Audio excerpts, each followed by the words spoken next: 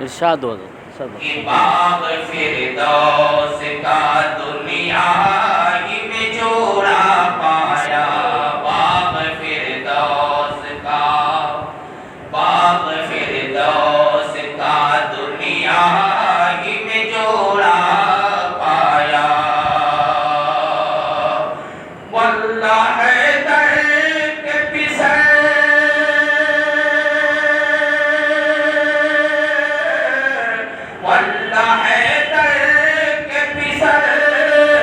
ایسا حشم رکھتے ہیں، بے نواؤں کو صدا زیر کرم رکھتے ہیں، آل سرکار کو سمجھیں نہ بھلا نور وہ کیوں، آل سرکار کو سمجھیں نہ بھلا نور وہ کیوں، آل سرکار کو سمجھیں نہ بھلا نور وہ کیوں، جو تفکر میں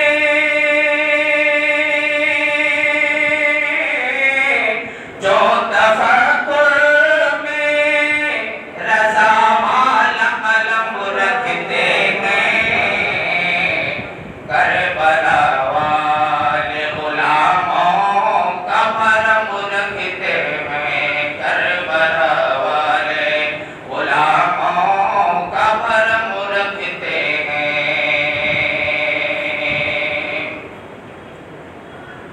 اور آخری شعر کی خدمت فرما فرمائے، جو علماء نشہ کرب و بلائے ممتاز، جو علماء نشہ کرب و بلائے ممتاز، وہ تخیل میں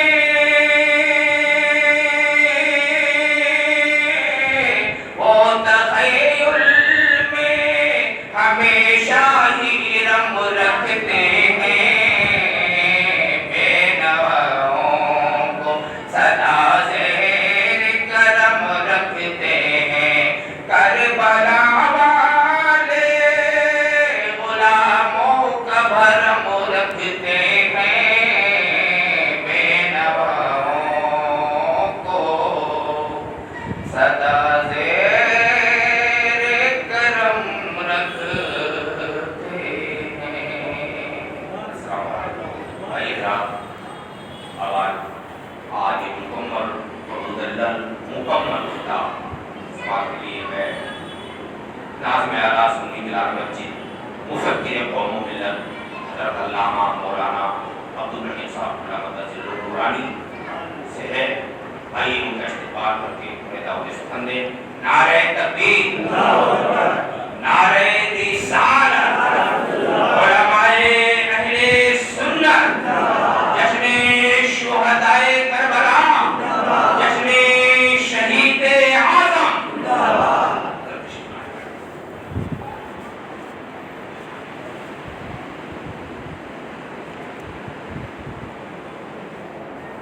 اور بھی حضرت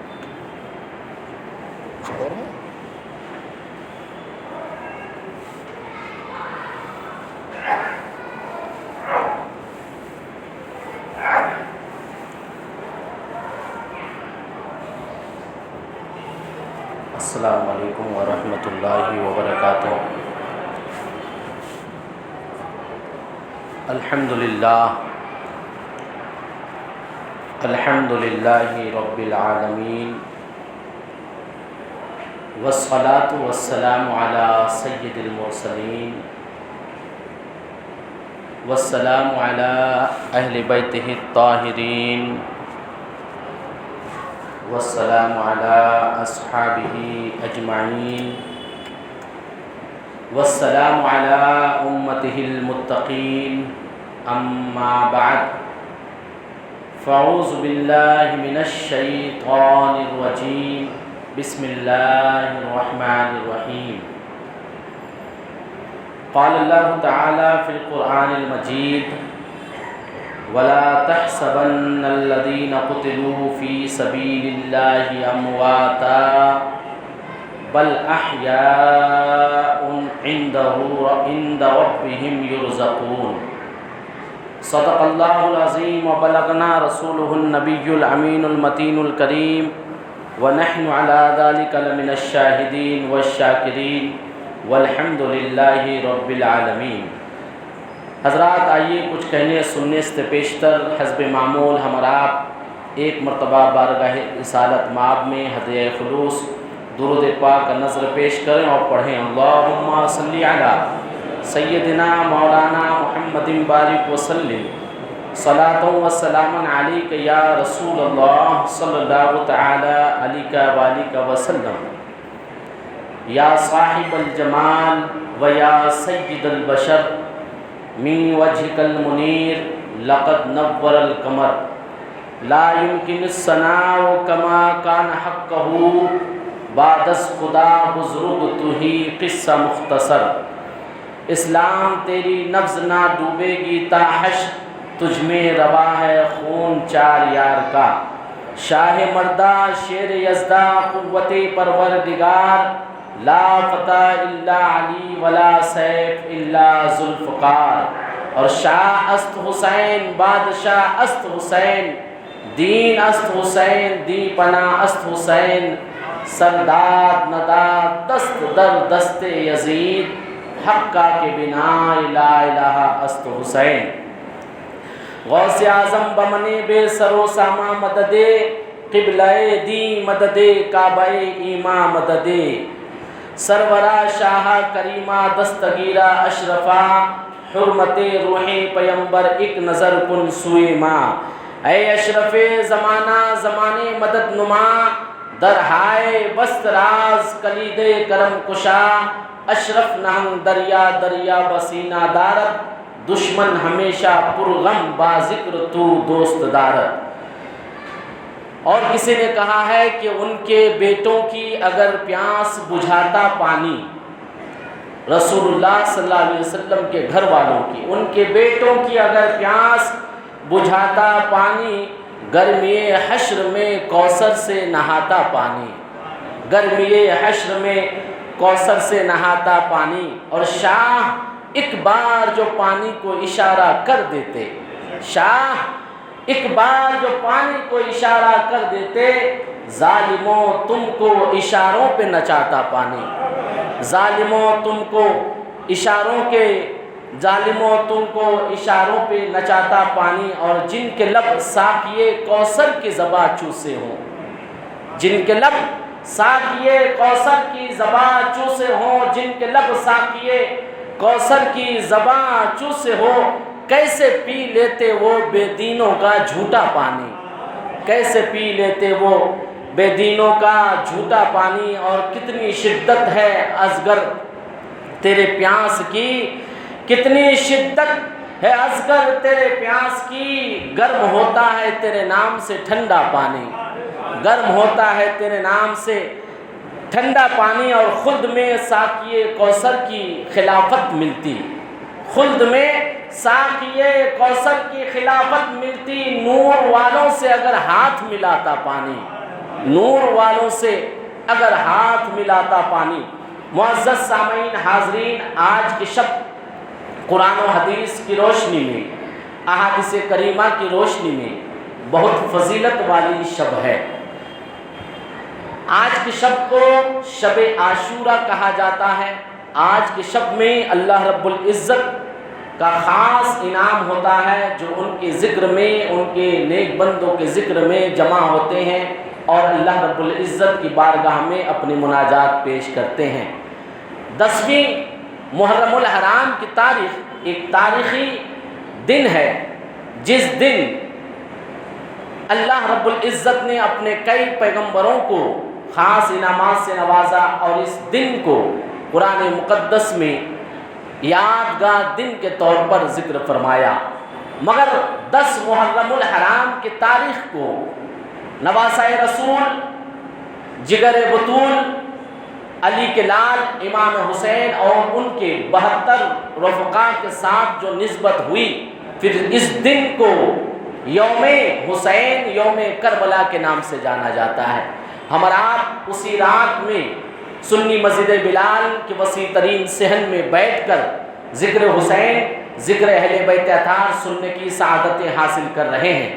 ہمارے بیٹھنے کی صدارت و سرپرستی آل نبی جانشین مخدوم سمنا پیر طریقت حضرت علامہ مولانا سید شاہ معین الدین اشرف الشیف الجیلانی، صدر سنی مسجد بلال و سنی مسلم چھوٹا قبرستان و آل انڈیا سنی جمعیت العلماء، اور ہماری قیادت شہزادہ حضور شہید راہ مدینہ حضرت سید شاہ حسین اشرف الشیف الجیلانی فرما رہے ہیں۔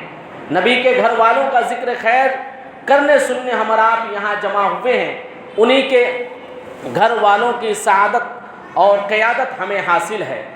برادران ملت اسلامیہ، امام حسین رضی اللہ تعالی عنہ مکہ شریف میں تشریف فرما ہے۔ حجاج کرام کے آنے کا سلسلہ جاری ہے۔ آپ کو کئی لوگوں نے مشورہ دیا کہ آپ راہ رخصت اختیار کریں۔ ایک راہ رخصت ہے اور ایک راہ عزیمت ہے۔ راہ رخصت یعنی کہ انسان اپنے بچ بچاؤ کے لیے بیچ کا راستہ اختیار کر کے اپنی جان کی حفاظت کرے اور صلح کا راستہ نکالے، اور راہ عزیمت کہ کبھی نہ جھکے بلکہ اپنی طاقت و استطاعت و بساط کے مطابق وہ سامنے والے ظالم اور مخالف اور دشمن کا مقابلہ کرے۔ قرآن حدیث میں دونوں راہ کے لیے ایک مومن کو اجازت دی گئی ہے۔ اگر جان پہ آ جائے، مثال کے طور پر اگر کوئی شخص اتنا ہتھیار سے آپ کے سامنے ہے اور وہ جبر کر رہا ہے، ظلم کر رہا ہے، آپ کو معلوم ہے اگر ان کے سامنے میں حق بات کہہ دوں گا، صحیح بات بول دوں گا تو یہ میری جان لے لے گا، میرا قتل کر دے گا۔ تو ایسے سچویشنز میں دین اسلام نے اپنے ماننے والوں کو راہ رخصت دیا ہے، یعنی کہ آپ ایسی حالت میں جو بھی ڈیسیجن لے جان بچانے کے لیے اللہ معاف کرنے والا ہے فقط، لیکن دل سے اس عمل کو برا جاننا ضروری ہے۔ جیسے کہ آج کے حالات ہے، چند لوگ مل کر کبھی کسی کے مذہب کی وجہ سے جان لے لیتے ہیں۔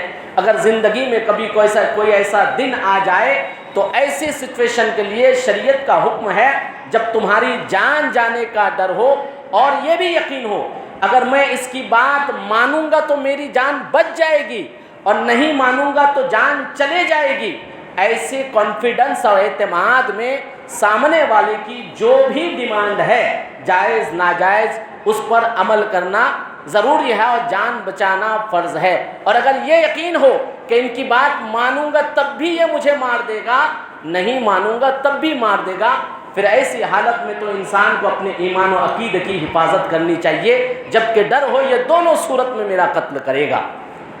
بہت سے لوگ حضرت امام حسین کی اس بات پر انگلی اٹھاتے ہیں کہ امام حسین کے پاس نہ فوج تھی، نہ تلوار ہے، نہ جنگ کے آلات ہیں، اس کے باوجود آپ راہ عزیمت کو کیوں اختیار کیے، راہ رخصت کو اختیار کیوں نہیں کیے؟ کہا جاتا ہے کہ جتنا بڑا آدمی ہوتا ہے، جتنے فضیلت، جتنے درجے کا آدمی ہوتا ہے، ان کے اوپر اتنی ہی بڑی ذمہ داری ہوتی ہے۔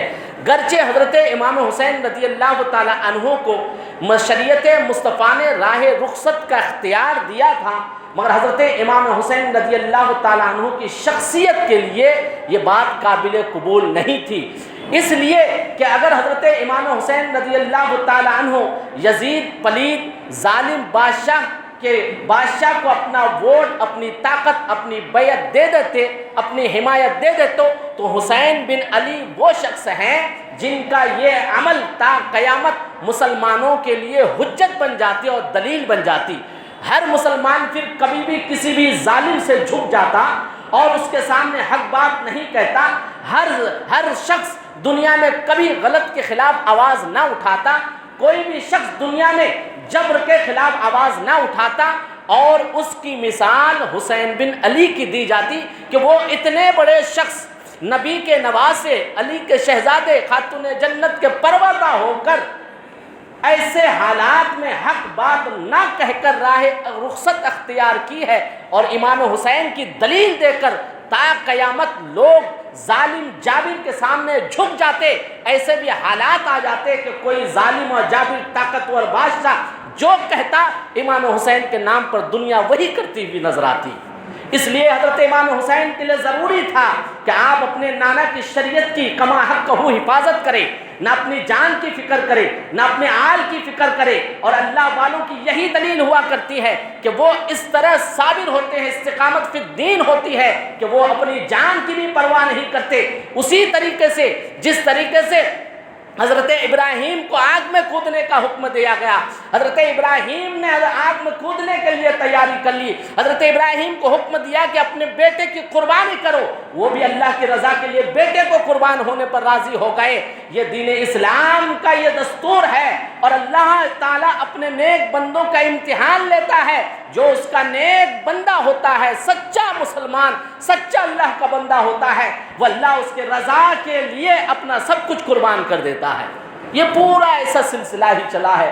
اس لیے حضرت امام حسین رضی اللہ تعالیٰ عنہ نے راہ رخصت نہیں بلکہ راہ عزیمت اختیار کی، اور آپ تمام لوگوں کو کہنے کے باوجود مکہ شریف سے کوفہ کے لیے نکل گئے۔ جب آپ مکہ سے کوفہ کے لیے نکلے تو آپ کے ساتھ ٹوٹل 82 پرسنز تھے، 82 لوگ۔ 82 لوگوں میں سے 10 خواتین تھیں اور 72 مرد حضرات تھے، جس میں سے آپ کے گھر کے کچھ خاص لوگ تھے، جیسے کہ آپ کے 3 بیٹے آپ کے ساتھ تھے، حضرت علی اکبر، حضرت علی اوسط اور حضرت علی اصغر، اور آپ کے 4 بھتیجے ساتھ میں تھے، حضرت قاسم بن حسن، عبداللہ بن حسن، ابو بکر بن حسن، حضرت عمر بن حسن۔ اللہ الصمد۔ جو لوگ آج صحابہ کرام کی محبت کی آڑ میں اہل بیت کی گستاخیاں کرتے ہیں، اور وہ لوگ جو اہل بیت کی محبت کی آڑ میں صحابہ کی گستاخیاں کرتے ہیں، وہ حضرت امام حسن کے بیٹوں کے نام سے اندازہ لگائیں کہ اہل بیت صحابہ سے کس طرح محبت کیا کرتے تھے اور صحابہ اہل بیت سے کس طرح محبت کیا کرتے تھے۔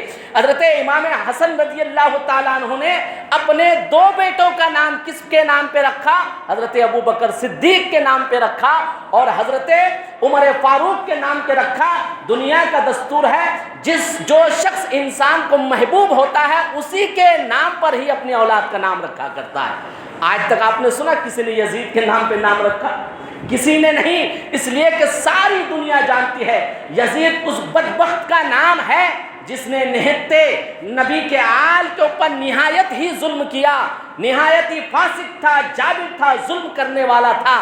اس لیے آج اس کا نام جب بھی لیا جاتا ہے لان تان کے ساتھ لیا جاتا ہے، کوئی محبت سے اس کا نام بھی نہیں لیتا اور کوئی اپنے بچوں کا نام بھی نہیں رکھتا۔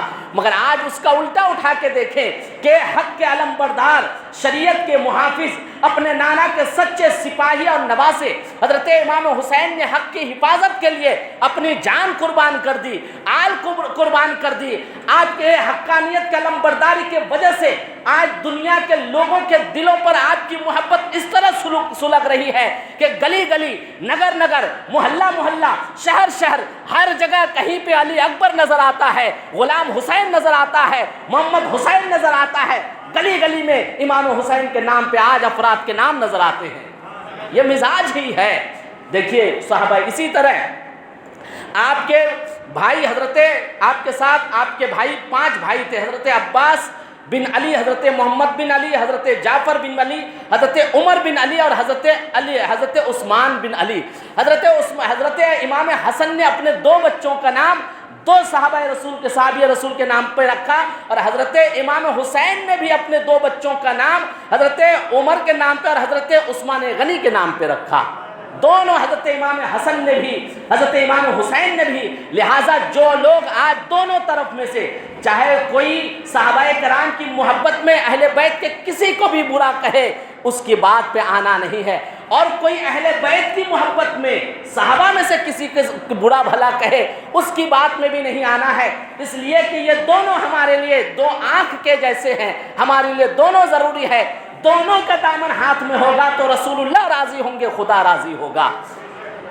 اس کے ساتھ حضرت امام حسین کے ساتھ اس قافلے میں 82 لوگوں میں سے آپ کے دو بھانجے تھے، حضرت زینب کے دو شہزادے حضرت محمد اور اون۔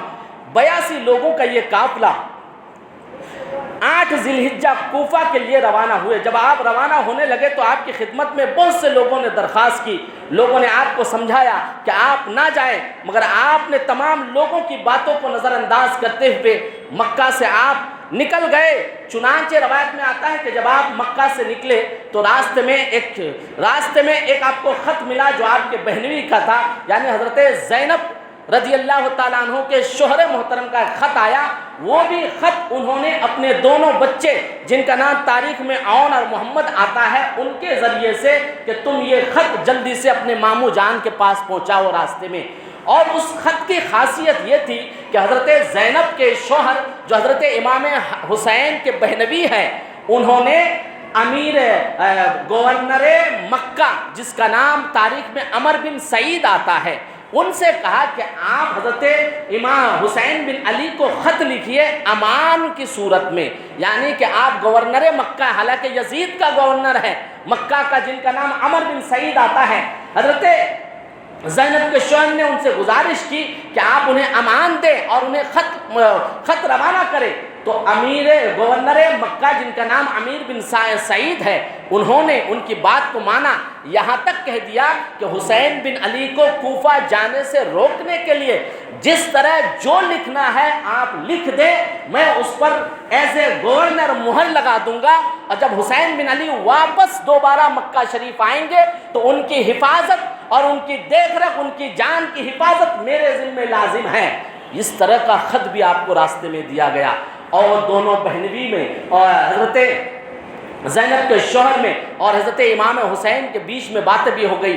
حضرت امام حسین بضد ہوئے تو مولانا محمد کے والد نے، آپ کے بہنوئی نے برجستہ پوچھا کہ وجہ کیا ہے کہ آپ جانا چاہتے ہیں؟ امام حسین نے کہا کہ آپ وجہ جاننا چاہتے ہیں؟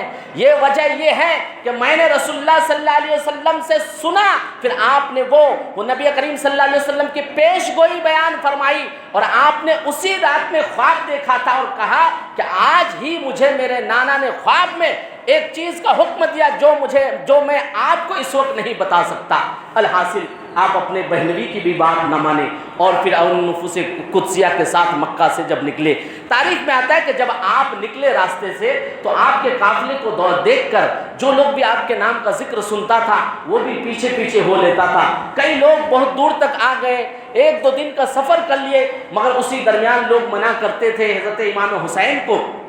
اسی درمیان ایک سفر میں راستے میں ایک شاعر سے آپ کی ملاقات ہوئی جن کا نام تاریخ میں ایک شاعر سے ملاقات ہوئی جو کوفہ سے آ رہا تھا۔ حضرت امام حسین نے اس شاعر سے وہاں کے حالات پوچھے تو اس شاعر نے کہا کہ کوفہ کے لوگوں کی زبان آپ کے ساتھ ہے مگر ان کا دل آپ کے خلاف ہے۔ اللہ الصمد۔ اس کے باوجود حضرت امام حسین رضی اللہ تعالی عنہ پیچھے ہٹے نہیں اور عزم مصمم کے ساتھ آپ آگے بڑھنے لگے، اور پھر آپ نے کوفہ والوں کے لیے خط بھیجا ایک قاصد کے ذریعے سے، جس قاصد کا نام تاریخ میں قیس آتا ہے، کہ یہ خط تم لے کر کوفہ چلے جاؤ اور کوفہ کے لوگوں کو باخبر کر دو کہ میں ان کے بلانے کی وجہ سے نکل چکا ہوں، راستے پہ ہوں۔ یہ خط لے کر جیسے ہی حضرت امام حسین کا قاصد قیس کوفہ میں پہنچا تو کوفہ میں پہنچا حضرت کوفہ کے کسی شخص کو دیا تو وہ خط کوفہ کے گورنر ابن زیاد کے ہاتھ میں لگ گیا۔ انہوں نے اس قاصد کو جبرن کہا کہ تم گورنر ہاؤس کے چھت پر کھڑے ہو جاؤ اور حسین کو اور ان کے والد کو گالیاں بکو۔ اللہ الصبر، نعوذ باللہ من ذالک۔ اس شخص نے ابن زیاد نے گالیاں دینے کے لیے اس قاصد کو، ایک قاصد کا کام کیا ہوتا ہے، مگر جو ظالم ہوتا ہے جب اسے ظلم کرنا رہتا ہے نہ وہ صحیح نہ غلط کچھ نہیں دیکھتا ہے۔ میں آج آپ سے پوچھتا ہوں، اگر آپ کے دروازے پہ آپ کے کسی مخالف نے کسی پوسٹ مین کے ذریعے سے کوئی پوسٹ بھیج دیا ہو، اس میں پوسٹ مین کی کیا غلطی ہے؟ آپ خط لے لیں، جو چاہیں وہ کریں، آپس کی لڑائی ہے، مگر وہ اتنا بدتمیز تھا، اس نے اس خط کو لیا اور اس قاصد کو مجبور کیا کہ چھت پہ کھڑے ہو جاؤ۔ وہ راضی ہو کر کھڑے ہو گیا چھت پر، مگر اس کا ایمان و عقیدہ اتنا ٹھوس مضبوط تھا، وہ اہل بیت کا اتنا شیدائی تھا، رسول اللہ کا دیوانہ تھا۔ وہ چھت پر کھڑے ہونے کے بعد حسین بن علی کو نہ گالیاں دیا، امام علی پاک علی مرتضیٰ کو گالیاں نہ دیا، بلکہ ابن زیاد کے آبا اجداد کو گالیاں دیا اور یزید کو گالیاں دیا، کوفہ کے بعض لوگوں کا نام لے لے کر برا بھلا کہا۔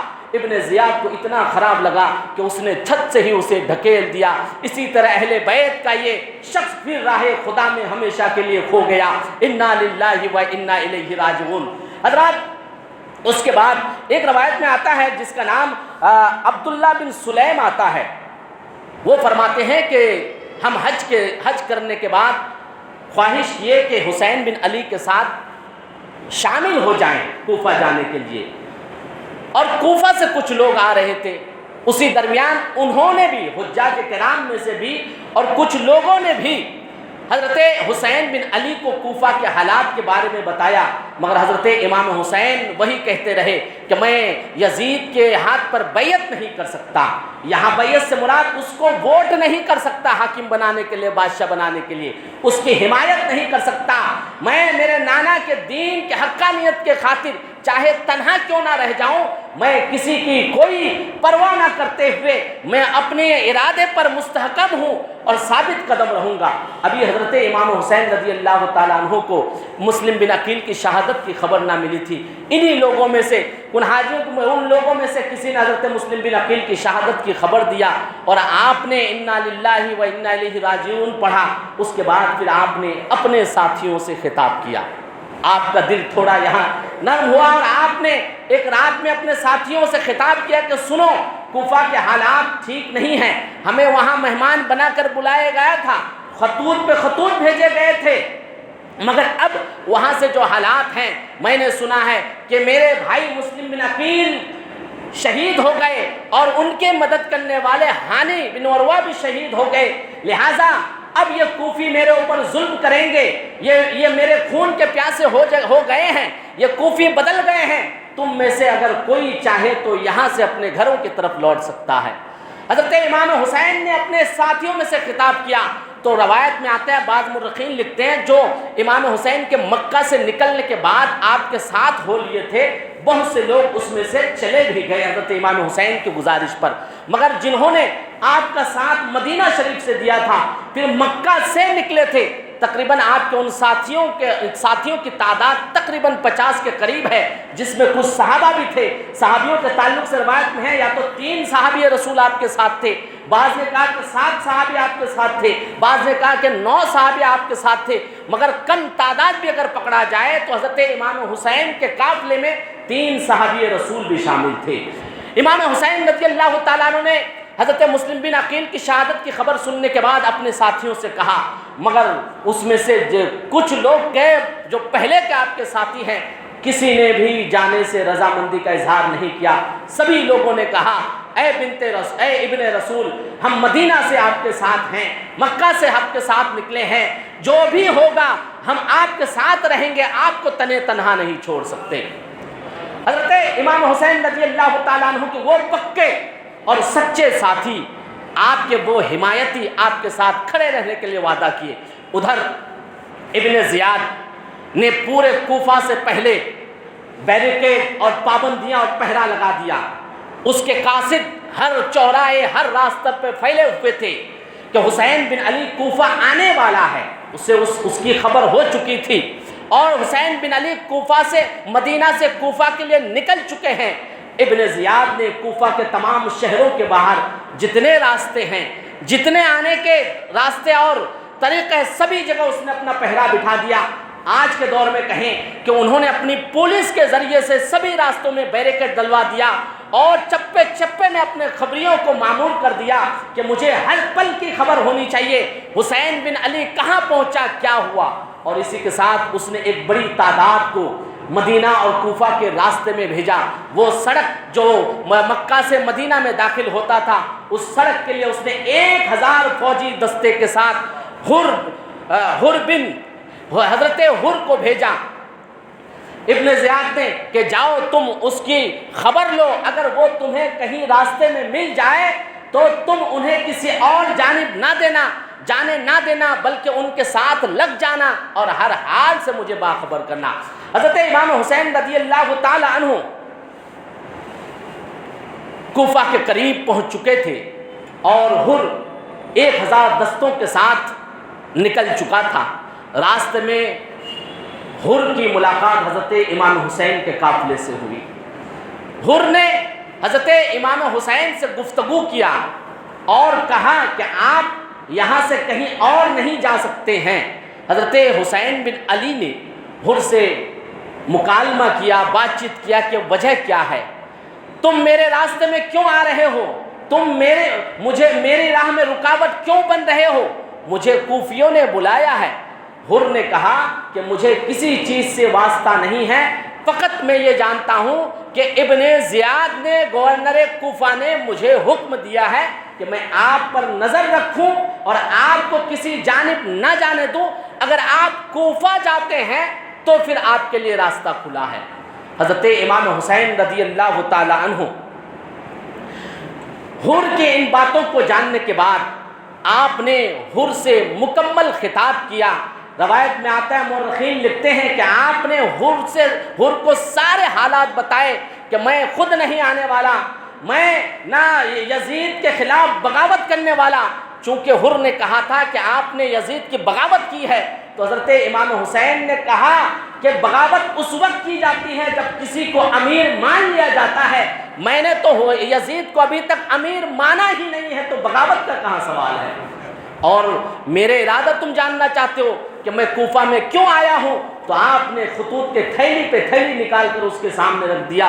حر کا دل اور نرم ہوا، پھر اس نے کہا کہ مجھے یہ حقائق نہیں معلوم تھے، میں ان چیزوں کو نہیں جانتا تھا، فقط مجھے جو حکم دیا گیا ہے میں اس پر عمل کرتے ہوئے آپ کو کسی جانب نہ جانے دوں، اگر آپ جانا چاہتے ہیں تو میں آپ کے ساتھ جڑا رہوں گا۔ حضرت امام حسین چلتے چلتے ان تاریخ میں نینوا کے میدان میں بتاریخ 2 محرم الحرام، آپ 2 محرم الحرام 61 ہجری بروز جمعرات اپنے ساتھیوں اہل عیال کے ساتھ خیمہ زن ہو گئے۔ اس جگہ آپ خیمہ زن ہوئے۔ اس کے بعد حر نے آپ کے مقابلے میں خیمے نصب کر لیا، جہاں حضرت امام حسین نے خیمہ نصب کیا اسی کے بازو میں حر نے بھی خیمہ نصب کر لیا، اور اس نے بھی اپنے 1000 فوجی دستوں کے ساتھ حضرت امام حسین پر پہرے داری شروع کر دیا۔ حضرت امام حسین اپنے اہل و عیال کے ساتھ وہاں خیمہ زن ہوئے، اس پر اپنے ساتھیوں اہل کے ساتھ خیمہ زن ہوئے۔ اسی درمیان وہاں کی فضا کو دیکھتے ہوئے حضرت امام حسین کو عجب طرح کا احساس ہوا، اور آپ نے اپنے ساتھیوں سے پوچھا کہ اس جگہ کو کیا کہتے ہیں۔ حضرت امام حسین نے فضا کا جیسے ہی جائزہ لیا، آپ کے من میں وہ خیالات آ گئے جس کی پیشگوئی رسول اکرم صلی اللہ علیہ وسلم نے فرمائی تھی۔ اس جگہ کے حالات کے بارے میں رسول اکرم صلی اللہ علیہ وسلم نے فرمایا تھا، آپ کے بابا نے اس جگہ کے بارے میں فرمایا تھا۔ یہ خیال آیا تو آپ نے اپنے ساتھیوں سے اس جگہ کا نام پوچھا، تو آپ کے ساتھیوں نے آپ کو بتایا اس جگہ کو زمین کربلا کہتے ہیں، اس جگہ کو کربلا کہتے ہیں۔ حضرت امام حسین نے کہا کہ اب خیمے اچھے سے نصب کر لو، یہی وہ جگہ ہے جو ہمارے لیے آخری جگہ ہے۔ اللہ سمد۔ حضرت امام حسین رضی اللہ تعالیٰ عنہ نے مکمل خیمہ زن کرنے کے لیے وہاں کہا۔ اس کے بعد پھر ابن زیاد مکمل طریقے سے ہر چیز پر خبر رکھا ہوا تھا۔ حر نے ابن زیاد کو سارے حالات سے آگاہ کر دیا۔ اب ابن زیاد حسین بن علی کے گھیراؤ کے لیے اور انہیں بیعت کے لیے مجبور کرنے کے لیے عمر بن سعد کے تحت اس نے تقریباً 4000 فوجی دستوں کو اور بھیج دیا۔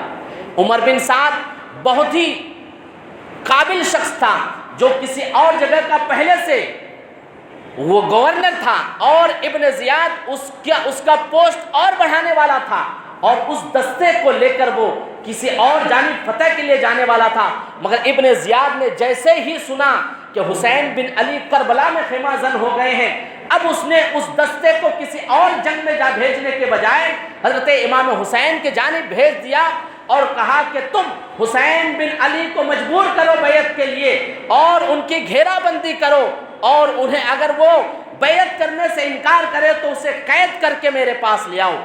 ابن زیاد جو کوفہ کا گورنر ہے، اس نے عمر بن سعد کو بھیجا۔ عمر بن سعد نے اپنے ایک بھانجے سے اس کا تبادلہ خیال کیا اور کہا کہ مجھے ابن زیاد نے یہ ذمہ داری دی۔ ان کے بھانجے نے، جن کا نام تاریخ میں حمزہ آتا ہے، کہا کہ مامو جان حسین بن علی نواسۂ رسول ہیں، تاریخ میں آپ کا نام کبھی خرابی کے ساتھ لکھا نہ جائے، لہٰذا آپ اس ذمہ داری سے دستبردار ہو جائیے، یہ ذمہ داری آپ نہ لیں، چاہے آپ کو کچھ بھی وہ دے دیں۔ عمر بن سعد نے ابن زیاد سے معذرت پیش کیا اور کہا کہ میں حسین بن علی کے مقابل میں نہیں آ سکتا، وہ نواسۂ رسول ہیں، میں ان کے سامنے ہتھیار نہیں اٹھا سکتا، میں ان کے مقابل کھڑا نہیں ہو سکتا، اور میں اس ذمہ داری سے استعفیٰ دینا چاہتا ہوں۔ ابن زیاد نہایتی ظالم شخص تھا، وہ بلیک میل کرنا شروع کر دیا اور کہا کہ اگر تم نے اس ذمہ داری سے استعفیٰ دیا اور یہ کام انجام نہ دیا تو میں نے جو تمہیں دوسری جگہ کی ذمہ داری دی ہے وہ سارے حقوق تم سے چھین لوں گا۔ عمر بن سعد نے ابن زیاد سے مشورے کے لیے وقت مانگا، پھر انہوں نے اپنے بھانجے سے مشورہ کیا۔ ان کے بھانجے نے کہا ماما حسین بن علی کا خون کرنے سے قبل یہ ضرور سوچ لیجئے گا کہ اگر آپ کو ساری دنیا کی سلطنت بھی مل جائے حسین بن علی کا خون کرنے کے لیے، آپ سلطنت کو ٹھکرا دیجئے مگر حسین بن علی کے مقابلے میں نہیں آئیے۔ یہ پھر ابن زیاد کے پاس گیا اور اس نے انکار کیا، مگر ابن زیاد تلا ہوا تھا، اسے معلوم تھا کہ حسین بن علی وہ شخص ہیں جن کے مقابل کوئی کھڑا ہونے کی ہمت بھی نہیں کرے گا، وہ اس لیے کہ وہ کلمے کا حق ہے اور حسین بن علی کوئی معمولی شخص نہیں ہے۔ مگر ابن زیاد نے عمر بن سعد کو پھر بلیک میل کیا اور کہا اگر تم نے یہ ذمہ داری انجام نہ دی تو میں تمہارا قتل کرا دوں گا۔ جب جان پر پڑ آئی تو ابن سعد حسین بن علی کے مقابلے آنے کے راضی ہوا، پھر وہ ان دستوں کے ساتھ مکمل تیاری کے ساتھ کربلا معلیٰ میں حسینی خیمے کے ارد گرد جنگی شکل و صورت میں اپنے فوجوں کو پھیلانے لگا، اور پھر ابن زیاد وہاں بیٹھے بیٹھے سارے حالات کو جانتے ہوئے اس نے اور فوجی دستے بھیج دیے۔ مورخین لکھتے ہیں کہ 72 کے مقابل ابن زیاد نے تقریباً 18,000 فوجی لشکر بھیج دیا۔ 18,000، اس میں الگ الگ دستوں کے سربراہ وہ ہیں جو اپنے وقت کا ماہر ہے، بہت بڑا پہلوان ہے، معزز ہے اور کئی جنگوں میں وہ فتح حاصل کر چکا ہے۔ ایسے لوگوں کو سربراہ بنا کر اس نے 18,000 فوجی دستے کو حضرت امام حسین کے مقابل بھیجا۔ حضرت امام حسین رضی اللہ تعالیٰ عنہ وہاں موجود ہیں، اور پھر ابن زیاد کے نمائندوں نے حضرت امام حسین رضی اللہ تعالیٰ عنہ کا گھیراؤ کرنا شروع کیا۔ اس کے بعد پھر ابن زیاد نے حسینی قافلے کے لیے قریب میں بہتے ہوئے نہر فرات پر پہرا لگا دینے کے لیے حکم دیا اور کہا کہ پانی بند کر دیا جائے۔ مورخین لکھتے ہیں تاریخ میں یہ ہے کہ جب پانی پر پہرا دینا شروع کر دیا گیا تو ایک دفعہ ایسا ہوا کہ حسینی قافلے میں سے حضرت عباس علمبردار کی سربراہی میں 20 لوگ گئے اور اس دن پانی لانے پر کامیاب ہو گئے اور حسینی قافلے کو پانی ملا۔ جب ابن زیاد نے یہ سنا اور پھر عمر بن سعد نے یہ دیکھا کہ 20 ہمارے ہزاروں کے پہروں کو تتر بتر کر کے پانی لے جانے پر کامیاب ہو گئے، تو پھر عمر بن سعد نے اور سختی کے ساتھ نہر فرات میں اس نے پابندی لگا دیا کہ حسین کے قافلے میں ایک قطرہ پانی نہ جا پائے۔ اللہ الصمد۔ اسی طرح تاریخ میں آتا ہے کہ وہ 7 محرم الحرام کا دن، جس دن پانی بند کر دیا گیا، اور پھر 2 دن کے بعد 9 محرم الحرام کے دن کا وقت ہے، کب یہ یزیدی لشکر ابن زیاد کے حکم پر الگ الگ دستوں میں گھوڑوں کو زین دے رہا ہے۔ یہ آوازیں جو دن کے اجالے میں 9 محرم الحرام کے دن گھوڑوں کو تیار کر رہا ہے اور کچھ نہ کچھ حرکتیں کر رہا ہے، یہ ساری معلومات جب حضرت امام حسین کے خیمے پر پہنچی اور حضرت امام حسین کو لگا کہ کچھ ہو رہا ہے، تو آپ نے حضرت عباس علمبردار کو باہر دیکھنے کے لیے بھیجا کہ جاؤ دیکھو کیا ہو رہا ہے۔ اللہ الصمد، حضرت عباس علمبردار جب باہر گئے اور آپ نے دیکھا، اور پھر آپ نے عمر بن سعد سے پوچھا کہ تم کیا چاہتے ہو، کیا تمہارا ارادہ ہے؟ تو کہنے لگے کہ بس بہت ہو گیا، اب تم فوراً یزید کے لیے بیعت کرو ورنہ پھر مرنے کے لیے تیار ہو جاؤ۔ حضرت عباس علمبردار نے مختصر گفتگو کیا، اس کے بعد آپ اپنے خیمے میں تشریف لائے اور حضرت حسین بن علی کو آگاہ کیا کہ دشمن تلے ہوئے ہیں، فوجی دستے تیار ہیں، تیر بھالے کے ساتھ تیار ہیں، وہ ہمارے خون کے پیاسے ہیں، انہیں کیا کہا جائے۔ یہی خبر خیمے میں خواتین کے پاس پہنچتی ہے، پاک عورتیں رونا شروع کر دیتی ہے، آہو بکا کر لگتی ہے۔ حضرت حسین بن علی نے اس وقت کہا کہ اے عباس علمبردار، تم پر اللہ کی رحمت ہو، تم نے مشورہ دیا تھا کہ پہلے جا کر وہاں کے حالات دیکھیں، پھر خواتین اور بچوں کو ساتھ میں لے جایا جائے۔ واقعی یہ خواتین نرم دل ہوتی ہیں۔ اسی طرح پھر آپ نے عباس علمبردار کو حکم دیا کہ جاؤ خیمے کے اندر خواتین کی بے چینی کو دور کرو، انہیں سمجھاؤ، چپ کراؤ۔ حضرت عباس علمبردار خیمے میں گئے اور روتی ہوئی خواتین کو دلاسا دیے، اللہ پر اطمینان رکھو، حسین بن علی کی قیادت میں اللہ کو جو منظور ہوگا وہی ہوگا، اللہ سے دعا کرو۔ اس کے بعد خواتین کے رونے کا سلسلہ بند ہوا۔ 9 محرم الحرام کی تاریخ ہے، دن کے اجالے ہیں، اور پھر حضرت امام حسین نے اب عباس علمبردار سے کہا کہ جاؤ ان سے تم بات کرو کہ یہ کیا چاہتے ہیں۔ حضرت عباس علمبردار یزیدی لشکر کے سامنے گئے اور پھر آپ نے عمر بن سعد سے گفتگو کیا اور ان سے پوچھا کہ تمہارا آخری ارادہ کیا ہے۔ تو یزیدی لشکر میں سے عمر بن سعد نے کہا کہ تم ابن یزید کے لیے بیعت کرنے پر راضی ہو جاؤ یا پھر تم مرنے کے لیے تیار ہو جاؤ۔ اللہ الصمد، حضرت حسین بن علی نے پیغام بھجوایا، کہہ دو کہ ہمیں ایک رات کی مہلت دے دے۔ وہ رات جس رات کی مہلت کے لیے امام حسین نے کہا تھا، یہی رات ہے جسے ہم آپ شب عاشورہ کہا جاتا ہے۔ یہی رات کے اندھیری اور تاریکیاں ہیں جس رات میں نبی کے نواسے اپنے اہل و عیال کے ساتھ دین کی حقانیت اور شریعت کی حفاظت کے لیے اللہ رب العزت کی بارگاہ میں سر پر سجود ہوئے۔ رات بھر آپ نے مغرب کی نماز کی امامت کے بعد سب سے پہلے اپنے ساتھیوں سے پھر خطاب کیا آپ نے کہ اے میرے ساتھیوں، تم مدینہ سے نکلے مکہ تک، مکہ سے یہاں تک آئے، اب حالات بدل چکے ہیں۔ مجھے اس وقت لگا کہ کوفہ کے کئی لوگوں کی حمایت ہے، لوگوں نے مجھے خطوط پہ خطوط بھیجے، میں نے اس لیے کوفہ کی جانب رخ کیا اور اس طرف آیا، مگر آتے آتے ان لوگوں کے دل بدل گئے ہیں۔ وہی لوگ جو ہمیں خط بھیج کر مہمانداری کا وعدہ کیے، آج وہی لوگ ہمارے خون کے پیاسے ہو گئے ہیں، اور میرے خون کے پیاسے بالخصوص یزیدی لشکر ہیں۔ انہوں نے اگر مجھے قتل کر دیا، ان کا کلیجہ ٹھنڈا ہو جائے گا، تم سے کوئی سروکار نہیں ہے۔ میں تم سبھی لوگوں سے گزارش کرتا ہوں کہ تم سبھی لوگ اپنے اپنے گھروں کی جانب رات کے اندھیرے میں لوٹ جاؤ۔ مگر حسین اعظم کے وہ سچے ساتھی، حسین اعظم کے وہ سچے حامی، حسین اعظم کے وہ سچے ماننے والے حضرت امام حسین کی تقریر کو بغور سنے، اس کے بعد پھر رو کر آپ سے گزارش کرنے لگے، اے حسین بن علی، اب آپ ہمیں اپنی سنگت سے محروم نہ کیجیے۔ آپ نے مدینہ سے مکہ تک ساتھ میں رکھا، آپ نے مکہ سے یہاں تک ساتھ میں رکھا، آپ نواسۂ رسول ہیں، ہم آپ کو اس حالت میں چھوڑ کر جا نہیں سکتے ہیں، اپنی جان کی قربانی دے سکتے ہیں۔ آپ کے ساتھیوں نے جب صاف صاف انکار کر دیا، بعض مورخین نے لکھا ہے کہ آپ نے یہ بھی کہا کہ میرے گھر کی خواتین ہیں، آپ انہیں لے کر اپنے اپنے گھروں کی طرف چلے جائے۔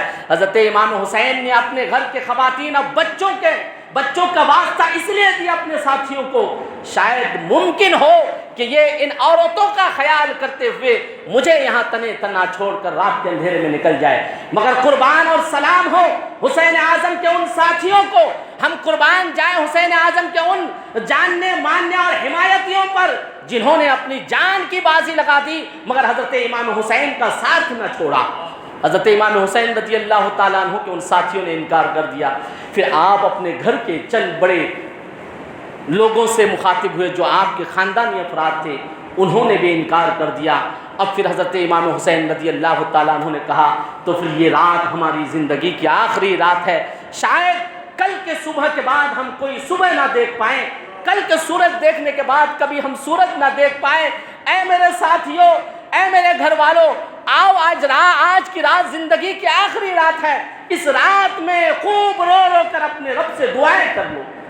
اللہ الصمد، ادھر یزیدی لشکر ہے، یزیدی خیمہ ہے، ادھر تلوار بھالے نیزے تیر کی تیاریاں ہو رہی ہے، جنگی مشقیں شروع ہے، اور گھوڑوں کو تر و تازہ کرنے کے لیے ان کا کھان پان کیا جا رہا ہے، نیزے تیار کیے جا رہے ہیں، جنگی دستوں کی تیاری ہے۔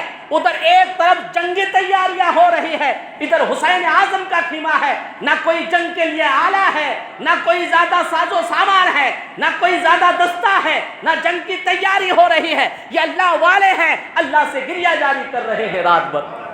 آج دنیا والوں سے میں پوچھتا ہوں، ایک میرا عقیدتاً سوال ہوتا ہے، دنیا کی کوئی ایسی جنگ کی تاریخ بتاؤ کہ جہاں تیر بھالے اور ہتھیار اور آلات کی تیاری کی جا رہی ہو، مشق کی جا رہی ہو، اور کہیں 3 دن سے بھوکے پیاسے لوگ اپنے خیمے میں اپنے رب کی بارگاہ میں امن و سکون کے ساتھ عبادت کرتے ہوئے نظر آ رہے ہو۔ کیا ایسے کہیں جنگ ہوتا ہے؟ جنگ کے لیے پہلے سے اعلانات ہوتے ہیں، جنگ کے بگل بجتے ہیں، جنگ کے لیے شرطیں ہوتی ہیں، جنگ کے لیے ڈسپلنس ہوتے ہیں، جنگ کے لیے ایکوالٹی ہوتے ہیں، جنگ کے لیے ایک دوسرے کا محاسبہ کیا جاتا ہے، ایک فریق دوسرے فریق کا مخالف کرتا ہے، اور ہر شخص چاہتا ہے ان کے پاس جو ہتھیار ہے ان سے بہتر ہتھیار میرے پاس ہو، ان کے پاس جو ہتھیار ہے ان کے بہتر میرے ہتھیار پاس ہو۔ اور اگر اس میں سے کوئی نہایت شخص کمزور ہوتا ہے، یا تو وہ جنگ کرنے سے انکار کرتا ہے، یا پھر وہ اس وقت تک جنگ کو ٹالتے رہتا ہے جبکہ خود بھی وہ اس طاقت کے برابر نہ ہو جائے۔ مگر امام حسین رضی اللہ تعالیٰ عنہ کی شخصیت، نہ آپ نے تیر بھالے کی تیاری کی، وہ اس لیے کہ آپ نہ حکومت کے غرض و غایت کے لیے کسی کے خلاف نکلے تھے، وہ اس لیے کہ آپ کسی کی حکومت کو گرانے کے لیے نہیں نکلے تھے، وہ اس لیے کہ آپ نے کسی کی جان لینے کی نہ سوچی تھی، وہ اس لیے کہ آپ کسی سے لڑنے کے لیے نہیں سوچا تھا، آپ اپنے گھر سے نکلے تھے فقط اس لیے کہ کچھ لوگوں نے مجھے اپنی مدد کے لیے بلایا ہے۔ اللہ کے رسول کی یہ نواست تو دوسروں کی مدد کے لیے گھر سے نکلے تھے، کوفیوں کی مدد کے لیے نکلے تھے، کوفیوں نے یہ واسطہ دیا تھا، اگر قیامت کے دن اللہ نے پوچھ لیا تو اے حسین بن علی، ہم آپ کا دامن پکڑیں گے اور کہیں گے کہ ہم نے آپ کو مدد کے لیے بلایا تھا، آپ نے ہماری مدد نہ کی۔ حسین بن علی یہ تو اللہ کے بندوں کی ایمان عقیدت کی حفاظت کے لیے اپنے گھر سے نکلے تھے، کسی سے لڑنے کے لیے نہیں۔ اور اگر حسین بن علی کسی ایسے شخص کے سامنے آپ جھک جاتے جن کی شخصیت، جن کی حقیقت یہ ہے کہ وہ جابر، ظالم، فاسق، زانی اور انسانیت کے رشتوں کو چور چور کرنے والے شخص کو یزید کہا جاتا ہے۔ یزید حسین بن علی کے خون کا پیاسا ہو گیا تھا۔ امام حسین رضی اللہ تعالیٰ عنہ نے ایک بار عمر بن سعد سے اسی درمیان گفتگو کیا اور کہا کہ مجھے تم میرے راستے چلے جانے دو، میں مکہ کی طرف چلے جاتا ہوں، اور یا تو پھر میں دمشق کی جانب چلے جاتا ہوں۔ اللہ الصمد کہتے ہیں کہ اگر کسی کو اللہ ہدایت دینے بھی چاہتا ہے تو اس کے آجو باجو شیطان موجود رہتا ہے جو اسے بھٹکا دیتا ہے۔ عمر سعد سے ایک مرتبہ آپ نے سرگوشی میں گفتگو کی، اسی درمیان آپ کی گفتگو کو ایک شخص نے کان لگا کر سن لیا جس کا نام تاریخ میں شمر آتا ہے۔ اس نے عمر بن سعد سے کہا کہ کیا تم حسین بن علی سے اب بھی گفتگو کرنے پر راضی ہو؟ انہوں نے یزید کی بغاوت کی ہے، وہ تخت نشینی کے خلاف ہوا ہے، یزید کے خلاف انہوں نے بیعت لینا شروع کیا ہے، لوگ ان سے جڑ رہے ہیں۔ اے عمر بن سعد، ہوش کے ناخن لو، اگر تم نے اس وقت حسین بن علی کو قابو نہ کیا پھر دنیا کی کوئی طاقت تمہیں حسین بن علی سے نہیں بچا سکتی۔ شمر نے انہیں بہکایا، ڈرایا، اور پھر اس کی خبر اس نے ابن زیاد کو بھی دے دیا شمر نے، اور ابن زیاد نے پھر سختی کے ساتھ خط بھیجا، لیٹر بھیجا جنگ کے میدان میں قاصد دے کر کہ عمر بن سعد، کیا تم حسین بن علی کے ساتھ نرمی سے پیش آ رہے ہو؟ میں تمہیں حکم دیتا ہوں ان کے ساتھ سختی سے پیش آؤ، پانی بند کر دو، انہیں قتل کرو، یہاں تک کہ تم ان کے ساتھیوں کو نہ چھوڑو، کسی حال میں حسینی قافلے میں سے کوئی شخص زندہ بچ کر نہ جا پائے۔ اللہ الصمد ابن زیاد نے حکم دیا، عمر صاحب کہا کہ اگر تم ایسا نہیں کر سکو گے تو یہ ذمہ داری شمر کو دے دو۔ اللہ الصمد پھر اس ابن زیاد نے عمر بن سعد کو مجبور کیا امام حسین پر ظلم کے لیے اور امام حسین کے قتل کے لیے، اور پھر یہی بلیک میل کیا، یہی شوشہ چلا، اگر تم نہیں کر سکو گے تو دوسرا شخص کرنے کو تیار ہے۔ دنیا کا دستور ہے، شیطان کس کو کس بہانے سے بہکا دے۔ عمر بن سعد کو اپنی قباحت اور اپنی عزت و حیثیت کے خلاف بات سمجھ میں آئی کہ اس چیز کے لیے میری قیادت چھوٹ رہی ہے۔ 18,000 فوج کا یہ لشکر جس کا میں قائد ہوں، جس کا میں سپہ سالار ہوں، اور جو جس لائن میں ہوتا ہے اسے لائن کی ہرس بڑھتی ہوئی جاتی ہے۔ آج اگر کوئی معمولی شخص آپ کے محلے کا نگر سیوک ہے تو اس کا نیکسٹ ٹارگٹ ہوتا ہے ایم ایل اے بن جاؤں، اگر ایم ایل اے ہے تو اس کا نیکسٹ ٹارگٹ ہوتا ہے سینٹرل گورنمنٹ کا منسٹر بن جاؤں، اور منسٹر اگر ہے تو نیکسٹ ٹارگٹ ہوتا ہے کہ میں اس دیش کا پرائم منسٹر بن جاؤں، اگر پرائم منسٹر ہے تو اس کا ٹارگٹ ہوتا ہے کہ میں پوری دنیا کا سپر پاور بن جاؤں۔ ہرس ایسی چیز ہے، لالت ایسی چیز ہے۔ عمر بن سعد نے سوچا کہ کتنا اچھا موقع ہے، کہاں میں 1,000 فوجی دستوں کا سربراہ اور سپہ سالار ہوتا تھا، آج مجھے اتنا اچھا موقع ملا ہے، 18,000 فوجی دستوں کا میں تنہ تنہ سربراہ ہوں اور سپہ سالار ہوں، اس موقع کو میں نہیں گواؤں گا۔ اور ابن شمر سے کہا کہ شمر، تم اس چیز کی خواہش اور لالچ رکھتے ہو، میں ہرگز تمہیں یہ کام کرنے نہیں دوں گا۔ کربلا کے سرزمین پر حسین بن علی کے سامنے میں خود یزیدی فوج کی سربراہی کروں گا اور میں اپنی ذمہ داری بحسن خوبی انجام دوں گا۔ عمر بن سعد بہت ہی لالچ میں آ گیا، اپنی عزت و وقار، تکبر، گھمنڈ کے مارے اس نے شمر کو یہ کام نہ دیا سربراہی کا۔ اب 9 محرم الحرام کا دن جا کر 10 محرم الحرام کی شب رات بھر یہ حسینی قافلے کے حسینی لشکر اللہ رب العزت کی بارگاہ میں گریہ جاری کرتے رہے۔ صبح کی سپیدی پھیلی، فجر کے اذان کا وقت ہوا، حسینی قافلے میں اذان دیا گیا، اور پھر سبھی لوگوں نے حضرت امام حسین کے اقتداء میں فجر کی نماز ادا کی۔ اجالا پھیلا، 10 محرم الحرام کا سورج جس نے اپنی کرنیں دنیا میں پھیلایا، اور پھر دیکھتے ہی جیسے ہی انسانی شکل و صورت ایک دوسرے کو نظر آنے لگے، چرندے پرندے اپنے گھونسلوں سے نکل کر اپنے پیٹ کے لیے نکل پڑے۔ اب یہ پھر یزیدی قافلے اور یزیدی لشکر کے درمیان جنگ کے لیے، حسینیوں کو قتل کرنے کے لیے بے چینیاں پھیلنے لگی۔ اور پھر کیا دیکھتے ہیں کہ یزیدی لشکر چند فوجی دستوں کے ساتھ حسینی قافلے کی طرف بڑھنے لگے۔ اللہ سمجھ پھر حضرت حسین بن علی نے، مولا حسین نے ان لوگوں کے جانب اپنا ایک شخص بھیجا اور کہا کہ کہو یہ کیا چاہتے ہیں۔ تو وہ کہنے لگے کہ اب بات ختم ہو گئی، رات مہلت کی دی گئی تھی، رات ختم ہو گئی، اے حسین بن علی اب مرنے کے لیے تیار ہو جاؤ۔ لان تان والی گفتگو کیا انہوں نے۔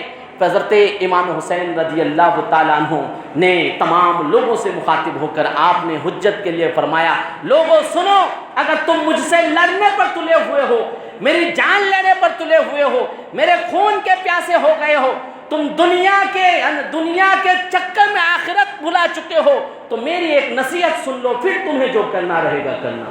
اللہ سمجھ حضرت امام حسین رضی اللہ تعالیٰ عنہ نے یزید لشکر سے مخاطب ہو کر جن لوگوں کو حسین اعظم پہچانتے تھے، ایک ایک آدمی کا آپ نے نام لیا، کہا کہ تم مجھے پہچانتے نہیں ہو، کیا تم نہیں جانتے ہو میں کون ہوں؟ اگر نہیں جانتے ہو سنو، میں وہ نواسۂ رسول ہوں جسے رسول دو جہاں چوما کرتے تھے اور سونگا کرتے تھے۔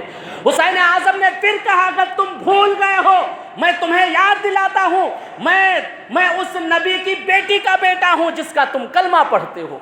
حسین اعظم نے پھر لوگوں سے کہا اگر تمہارے ذہن میں شیطان نے قبضہ کر لیا ہے، تم دنیا کے حرص میں اندھے ہو گئے ہو، میں تمہاری آنکھیں کھولنے کے لیے بطور ذمہ داری کہتا ہوں، سنو، میں وہی ہوں جس کی وجہ سے رسول اعظم نے بحالت نماز اپنے سجدے کو لمبا فرما لیا تھا۔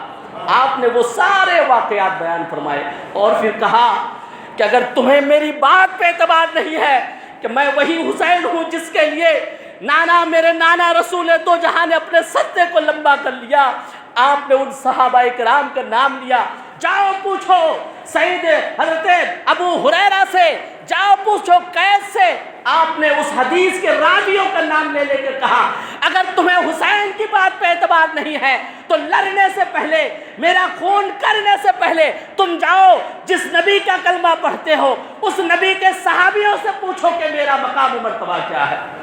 آپ نے سب کچھ کہا، مگر یزیدی لشکر کو سننے کے بجائے انہوں نے بھی امام حسین رضی اللہ تعالیٰ عنہ کو لعن طعن کرتے ہوئے حقارتی الفاظ اس طرح سے کہا کہ حضرت امام حسین رضی اللہ تعالیٰ عنہ نے کہا کہ میں صبر و رضا کا پیکر ہوں، میں کسی حال میں بھی یزید کے ہاتھ پر بیعت نہیں کرنے والا ہوں۔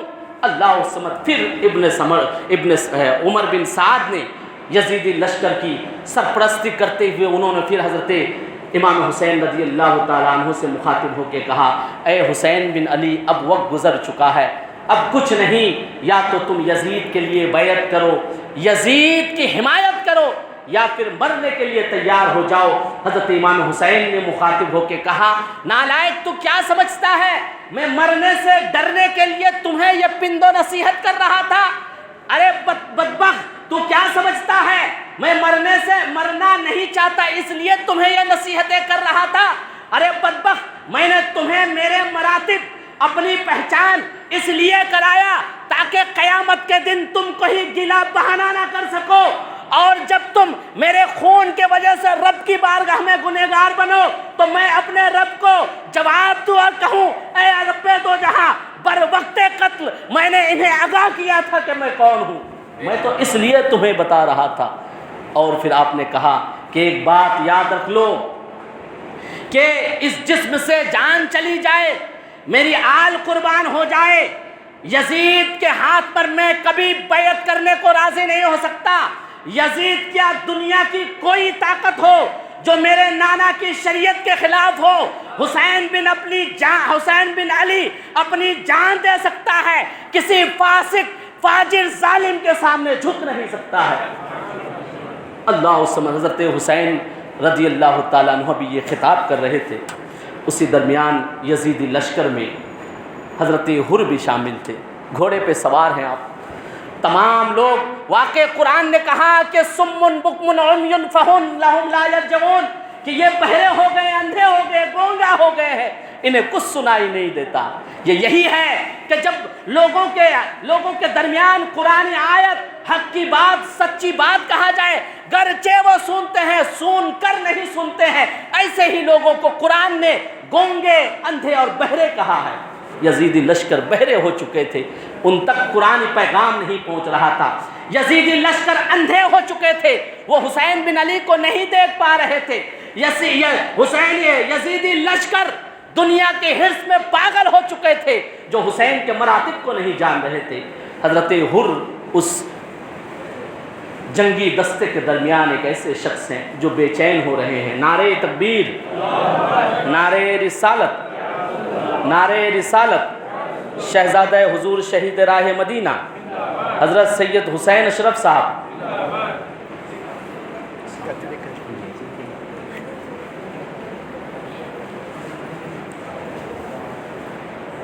درود پاک پڑھیں، اللہم صلی علی سیدنا مولانا محمد بارک وسلم، صلاۃ و سلام علیک یا رسول اللہ صلی اللہ تعالی علیہ وآلہ وسلم۔ کسی کے دل و دماغ میں حسین اعظم کی بات اثر نہیں کی، مگر کہتا ہے، قرآن ہی نے کہا کہ یہ اندھے ہیں، یہ گونگے ہیں، یہ بہرے ہیں، مگر اس کے درمیان اللہ تعالیٰ جس کی قسمت میں جنت لکھا ہو، کس بہانے وہ کب پلٹ جائے۔ اللہ الصمد یزید لشکر میں حضرت حر ہیں، انہوں نے حسین اعظم کی تقریر کو سنا تو آپ کے آنکھوں سے آنسو جارے ہو گئے۔ حضرت حر گرچہ یزید لشکر کا سپاہی ہے مگر وہ اہل بیت کا ماننے والا تھا۔ مورخین لکھتے ہیں کہ جب تک کربلا میں حضرت حر حسین بن علی کے ساتھ میں رہے، اس نے کبھی یزیدی لشکر کے ساتھ نماز ادا نہیں کیا۔ وہ نماز ادا کرتے وقت حضرت حسین بن علی کی اقتداء میں آ جاتے تھے۔ وہ اتنا اہل بیت کا چاہنے والا تھا، اور ایسا نہیں کہ صرف حر ہی نمازی تھا یزیدی لشکر میں سے، 18,000 فوج ہے، ایسا نہیں کہ اس میں صرف حر نمازی تھا، صرف حر ہی اذان جانتا تھا، حر ہی کلمہ پڑھنے والا تھا، حر ہی قرآن ماننے والا تھا، ایسا نہیں۔ 18,000 لشکر میں سے حضرت حر کو اللہ نے اس انعام و اکرام سے نوازا تھا کہ وہ گرچہ یزیدی لشکر کا سپاہی تھا مگر وہ دل سے حسین اعظم کا غلام تھا۔ وہ نماز کے وقت حضرت امام حسین کے پیچھے آ جاتے تھے۔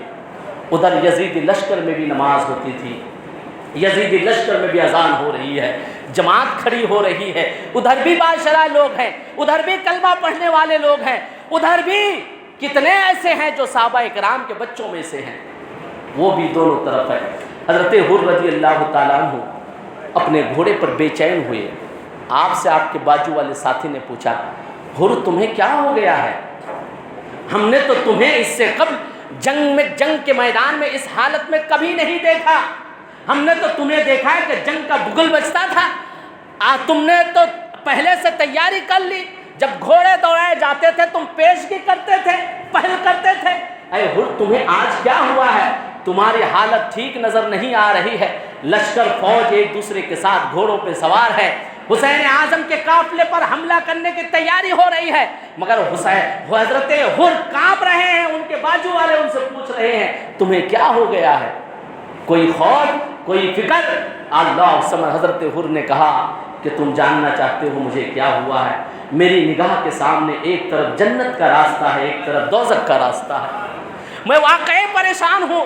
تم نے صحیح سمجھ لیا ہے مجھے عادت و اطوار کو دیکھ کر، میری کپ کپاہٹ کو دیکھ کر تم نے صحیح اندازہ لگایا ہے۔ میں بے چین ہوں، میں بے قرار ہوں، واقعی میں بے چین ہوں، اس لیے بے چین ہوں کہ میری نگاہ میں دونوں ہیں۔ مجھے ایک سڑک دکھ رہی ہے، ایک جہنم کی طرف لے جا رہا ہے، ایک جنت کی طرف۔ اللہ الصمد یہ کہنے کے بعد حضرت حر نے اپنے اس ساتھی سے کہا میری بے چینی کا علاج مل گیا ہے، سنو، میں جہنم کے راستے پہ نہیں جانا چاہتا، جنت کے راستے پہ جانا چاہتا ہوں۔ آپ نے یہ کہہ کر اپنے گھوڑے کو ایڑ لگایا اور حسین اعظم کے قافلے میں شامل ہو گئے۔ حسین خیمے کی طرف آ گئے۔ امام حسین رضی اللہ تعالیٰ عنہ نے حضرت حر سے کہا حسین، حر کیا بات ہے؟ انہوں نے کہا اے حسین اعظم، میں بہک رہا تھا، آپ کی تقریر نے مجھے بچا لیا۔ اے حسین اعظم، میں بھی جہنم کے ایندھن کے قریب ہی تھا، آپ کی حجت نے مجھے وہاں سے محفوظ کر لیا۔ اے حسین اعظم، میں کشمکش میں تھا مگر کہ آپ کے چہرے نے مجھے بچا لیا۔ اے حسین اعظم، آپ کی اس دلیل نے، تقریر نے مجھے جہنم کے راستے سے نکال کر آپ کے جانب لایا، مگر میں پوچھتا ہوں، میں نے آپ کو راستے میں روکا، آپ کے گھوڑے کو روکا، آپ کو میں نے خیمازان ہونے کے لیے مجبور کیا۔ میں آپ کی بارگاہ میں گزارش کرتا ہوں، میں اپنے سابقہ تمام گناہوں سے توبہ کرتا ہوں۔ اے حسین اعظم، آپ مجھے بتائیے کیا میری توبہ قبول ہوگی؟ کیا آپ مجھے اپنے غلاموں میں شامل کریں گے؟ حضرت حسین پاک نے حضرت حر سے مخاطب ہو کے کہا اے حر کیوں نہیں، نبی کریم صلی اللہ تعالیٰ علیہ وسلم، میرے نانا جان سے میں نے سنا ہے اگر کوئی بندہ سچے دل سے توبہ کرتا ہے تو وہ اپنے گناہوں سے ایسا پاک ہوتا ہے جیسا کہ اس نے گناہ کیا ہی نہیں ہو۔ حضرت امام حسین نے اس سے قبولیت کا پیغام دیا، اور پھر حضرت حر جو اب تک حضرت امام حسین سے مخاطب تھے، انہوں نے اپنے گھوڑے کو ایڑ لگایا اور اپنے گھوڑے کا رخ اب یزیدی لشکر کی طرف کر لیا۔ اب یہ حضرت حر، جس کا حر کا مطلب ہی ہے آزاد ہونے کے، حضرت حر اپنے نام کے مطابق ٹھہرے۔ اب تک وہ شیطان کے بہکاوے زنجیروں میں پکڑے ہوئے تھے، حضرت امام حسین کی تقریر نے انہیں شیطان سے آزاد کرا دیا۔ شیطان ہی سے نہیں، حضرت حر کو امام پاک کی تقریر نے جہنم سے آزاد کرا دیا اور جنت کا مستحق بنا دیا۔ اب حسینی قافلے میں سے حضرت حر سب سے پہلے آگے بڑھتے ہیں۔ اب اسی تقریر کا پورا معاملہ جو حضرت امام حسین نے کہا حجت کے طور پر، حضرت حر نے یزیدی لشکر سے مخاطب ہو کے کہا، اے بدبختو ہوش کے لاکھن لو، حسین بن علی یہ خود تمہارے قریب نہیں آئے، تم میں سے فلاں نے خط بھیجا، اس لیے کہ حسین اعظم نے وہ خطوط دکھا دیا تھا حضرت حر کو کہ میں آیا نہیں، وہ دیکھو مجھے بلایا گیا ہے۔ حضرت حر نے خط بھیجنے والوں کے ایک ایک نام کو جان لیا تھا۔ حضرت حر نے بھی یزیدی لشکروں سے حجت کیا اور انہیں سمجھانے کی کوشش کیا کہ اے بدبختو، اب بھی وقت ہے، تم جہنم کے راستے سے پلٹ کر میرے جیسے حسین اعظم کے راستے پہ آ جاؤ۔ دیکھو یہ وہ گھرانہ ہے جو معاف کرنے والا گھرانہ ہے۔ میں نے حسین اعظم کا راستہ روکا، میں نے حسین اعظم کے خلاف ورزی کی، مگر یہ وہ سادات ہیں، یہ اپنے نانا کے سچے جانشین ہیں، سچے بیٹے ہیں، جنہیں رسول اعظم نے بیٹا کہا۔ دیکھو یہ وہ بارگاہ ہے جہاں غلطیاں کرو تو اس کے بعد سزا نہیں بلکہ معافی ملا کرتی ہے۔ اللہ سمجھ، حضرت حر نے خطاب کیا، مگر پھر کیا ہوا، یزیدی لشکر نے حضرت حر کے جانب پہل کیا اور پھر جنگ کے لیے گھوڑے دوڑا دیے۔ حضرت حر رضی اللہ تعالیٰ عنہ مقابلہ کرتے رہے، انہی لوگوں کا مقابلہ کرتے رہے جن لوگوں کے سامنے بازو میں آپ کھڑے تھے۔ روایت میں آتا ہے کہ حضرت حر نے تقریباً 42 یزیدی لشکروں کا آپ نے قتل کیا اور اس طرح ڈٹ کے مقابلہ کیے کہ ان کے ساتھی ہی یہ کہنے پر مجبور تھے کہ حر کے باقی کے جنگوں کی طاقت ایک طرف، آج حر نے جس طاقت کا مظاہرہ کیا ہے ہم نے حر کو کبھی ایسے نہیں دیکھا ہے۔ انہی کے ساتھ ہی اس چیز کے گواہی دینے لگے۔ اس کے بعد پھر گرد و غبار کے بیچ میں حضرت حر گھر گئے اور کئی لوگوں نے ایک ساتھ وار کیا اور حضرت حر کربلا کی سرزمین میں پہلے حسینی شہید ہوئے۔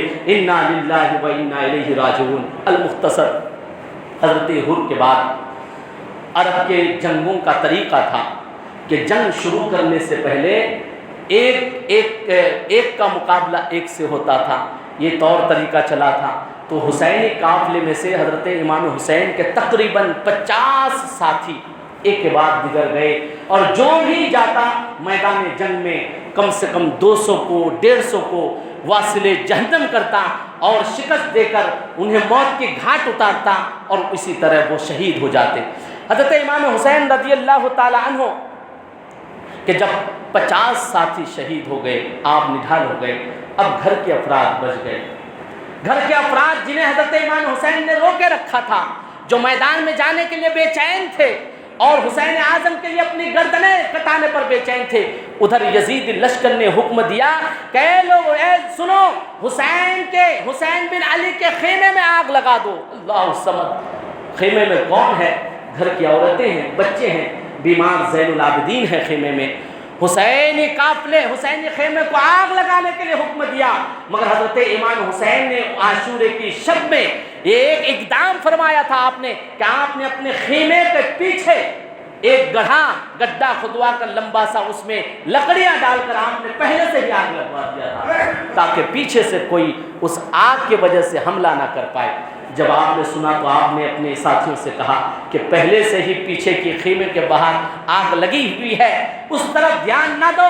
بس خیمے کے خواتین ماں بہنوں سے گزارش کی جا رہی تھی کہ نہ روئے نہ بلکے۔ ادھر حضرت زینب بے قرار ہیں، حضرت سکینہ ہیں، گھر کی پاک عورتیں خیمے میں رہ کر دیکھ رہے ہیں کہ حسین اعظم کے ساتھیوں میں سے ایک کے بعد دیگر شہید ہو رہے ہیں۔ تمام لوگ گھبراہٹ میں ہیں، چلا و پکار کی آوازیں آ رہی ہے۔ اللہ الصمد، دنیا کی ایسی کوئی جنگ کا حال دکھائیے آپ کہ جس میں عورتوں پر بچوں پر بھی حملہ کرنے کے لیے کہا جا رہا۔ جب بھی ایسا ظلم ہوا حسین اعظم پر ہوا اور وہی طریقہ رہا کہ اب بھی سچے حسینیوں پر اسی طرح کے حملے ہوتے رہے ہیں۔ مگر جو حسینی ہے، جو حسین اعظم کا ماننے والا ہے، نہ اپنی جان کی پرواہ کرتے نہ کچھ کرتے۔ درود پاک پڑھیں، اللہم صلی علی سیدنا مولانا محمد بارک وسلم، صلاۃ و سلام علیک یا رسول اللہ صلی اللہ تعالی علیہ وآلہ وسلم۔ حضرات، اس کے بعد پھر جب اہل بیت اطہار میدان جنگ میں جانے لگے۔ اس میں سے حضرت علی اکبر جو حضرت امام حسین کے صاحبزادے ہیں، انہوں نے اپنے والد سے گزارش کی، جس کی عمر کے بارے میں کہا جاتا ہے کہ آپ کی عمر اس وقت 18 سال کی تھی، 18 سال کا جوان بیٹا، اور اس وقت حضرت امام حسین کی عمر 56 سال 5 مہینے 5 دن کی بتائی جاتی ہے۔ مورخین لکھتے ہیں، بالخصوص حضرت زین العابدین سے روایت ہے، اس وقت بھی حضرت امام حسین رضی اللہ تعالیٰ عنہ کے ریش مبارک، بال مبارک سفید نہیں ہوئے تھے، بلکہ ایک جوان کا جیسے ریش ہوتا ہے، بال ہوتا ہے، حضرت امام حسین اسی طرح تر و تازہ جوان نظر آتے تھے۔ اور وہ 18 سال کا نوجوان بچہ حضرت علی اکبر اپنے والد گرامی حسین اعظم کے پاس آئے اور کہنے لگے، والد گرامی اب آپ ہمیں میدان جنگ میں جانے کی اجازت دیجیے۔ حضرت حسین اعظم رونے لگے اور کہنے لگے، میں کیسے میرے جوان بیٹوں کو میری آنکھوں کے سامنے تڑپتے ہوئے دیکھ سکتا ہوں؟ مگر حضرت علی اکبر نے بہت گزارش کی، آپ رضامند ہوئے، اپنے نوجوان بچے 18 سال کے نوجوان بچے کو، جس بچے کو لوگ سجا کر اور اچھے طریقے سے لاڈ پیار کر کے اپنے گھروں سے دلہا بنا کر رخصت کرتے ہیں، حسین اعظم ہیں جو اپنے کلیجے پہ پتھر رکھتے ہوئے تکلیفوں پر صبر کرتے ہوئے اپنے جوان بیٹے کو جنگ کے میدان میں جانے کی اجازت دے رہے ہیں۔ حضرت امام حسین نے حضرت علی اکبر کو اجازت دیا۔ یہ اہل بیت کا شہزادہ میدان جنگ میں جب گئے، جیسے آپ جاتے ہیں پھر وہ جنگی کا ماحول ہی ہوتا تھا، آپ نے للکارا دشمنوں کو اور اپنی پہچان کرایا، مجھے جانتے ہو، میں کون ہوں؟ میں فاتح خیبر کا پوتا ہوں، مجھے پہچانو۔ حضرت علی اکبر نے یزیدی لشکر کو للکارا اور آپ کی جانب جیسے ہی وار کیا گیا، حضرت علی اکبر رضی اللہ تعالی عنہ نے کئی یزیدی لشکر کو ڈھیر کرتے ہوئے، پھر آپ کے اچانک دشمنوں کو بیچ سے آواز آتی ہے، اس لیے کہ ادھر خیمے سے حضرت امام حسین کی نگاہیں ٹکی تھی، آپ مشاہدہ کر رہے ہیں کہ میرا لخت جگر تلواروں کو لہرا کر دشمنوں کو ٹھکانے لگا رہے ہیں، آپ ایک ایک وار کا مقابلہ کر رہے ہیں۔ حسین اعظم اپنی نگاہیں ٹکائے ہوئے تھے اپنے لخت جگر پر کہ میرا علی اکبر جنگ کے میدان میں ہے۔ اللہ الصمد، آپ نے دیکھا کہ علی اکبر اچانک نظر سے اوجھل ہو گئے، بہت سے یزیدی لشکروں نے آپ کو گھیر لیا، اور پھر وہی حال تھا کہ جب گھیرنے کے بعد گرد و غبار اٹھتا، پھر یزیدی لشکر کسی ایک جگہ جمع ہو کر بکھرتے، جیسے یزیدی لشکر بکھرے، حضرت امام حسین تھوڑا آگے بڑھے تو آپ نے آواز سنی کہ اے میرے بابا مجھے بچا لیجیے۔ اللہ الصمد، حضرت امام حسین اپنے 18 سال کے نوجوان بچے کے جانب بڑھتے ہیں، آپ نے اپنی آنکھوں سے دیکھا کہ وہ آپ کا لخت جگر نوجوان شہزادہ زمین پر گرے ہوئے اور آپ کے سینے اقدس پر ایک بھالا چبھا ہوا ہے۔ اس حال میں بھی علی اکبر کہہ رہے، بابا جان میرے سینے سے بھالا نکال دیجئے تاکہ میں دوبارہ دشمنوں کا مقابلہ کر پاؤں۔ حضرت امام حسین رضی اللہ تعالیٰ عنہ بے چین ہو رہے ہیں، اور آپ کے شہزادے یہی کہہ رہے ہیں، والد گرامی میرے سینے سے بھالا نکالیے، میں دوبارہ ان سے مقابلہ کرنے جانے چاہ رہا ہوں۔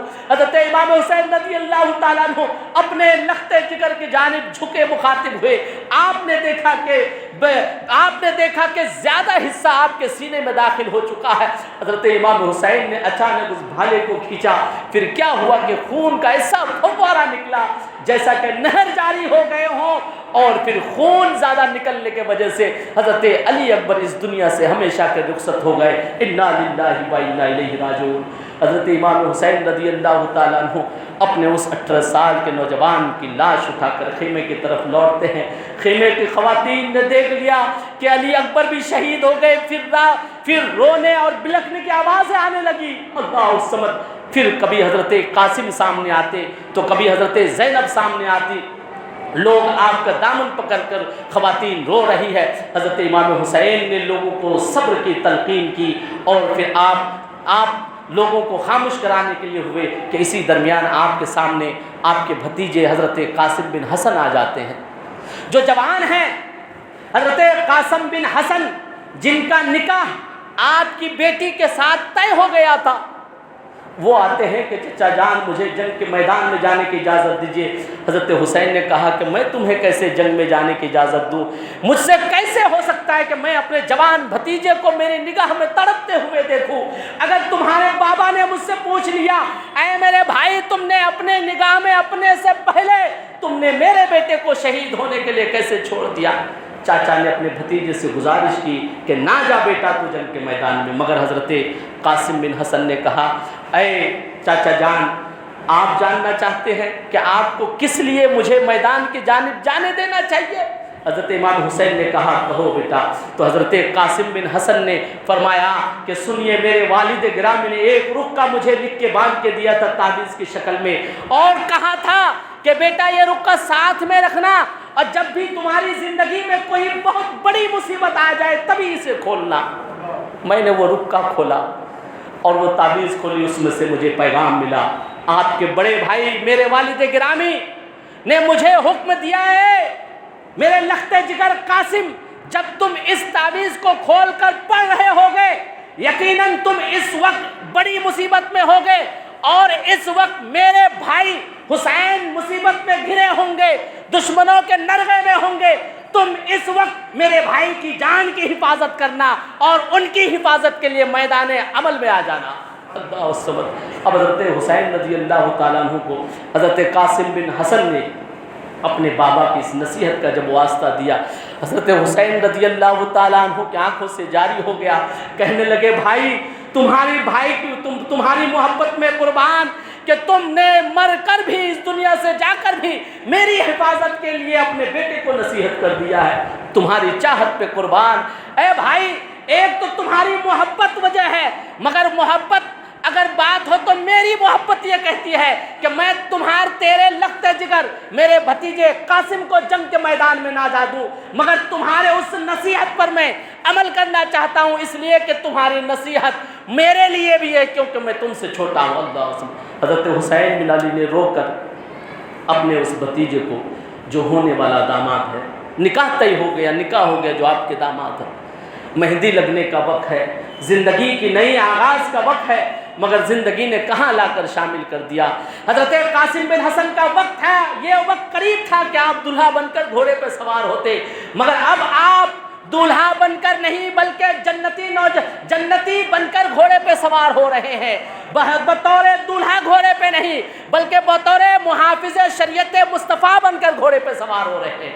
حضرت قاسم بن حسن اپنے چچا کی اجازت کے بعد گھوڑے پہ سوار ہوئے، آپ میدان جنگ کی طرف گئے تو آپ نے بھی اپنا انٹروڈکشن کرایا دشمن سے، یزیدی لشکر سے، میں کون ہوں مجھے پہچانو، میرے بابا حسن بن علی ہیں، میری دادی ماں فاطمہ زہرا ہے۔ اللہ وسلم۔ حضرت حسن رضی اللہ تعالیٰ عنہ کی جوانی کو دیکھ کر یزیدی خیمے میں ہلچل مچ گیا اور پھر سرگوشی ہونے لگی کہ کون آگے جائے، کیونکہ آپ جوان ہیں، آپ کی بہادری بعض لوگ جانتے تھے، آپ حضرت علی مرتضیٰ فاتح خیبر کے پوتے ہیں، حضرت حسن کے صاحبزادے ہیں، تو ابن عمر بن سعد نے اپنے دستے میں سے جو سب سے زیادہ طاقتور پہلوان تھا اسے اشارہ کیا کہ جاؤ، تو اس نے کہا کہ کیا عزت افزائی ہے کہ اس چھوٹے سے شخص کے مقابلے میں آپ مجھے کر رہے ہیں۔ اس پہلوان کی یہ خوبی تھی کہ اگر وہ 2000 لوگوں کے بیچ میں ہوتا تو 2000 لوگوں کے لیے وہ اکیلا ہی کافی ہوا کرتا تھا۔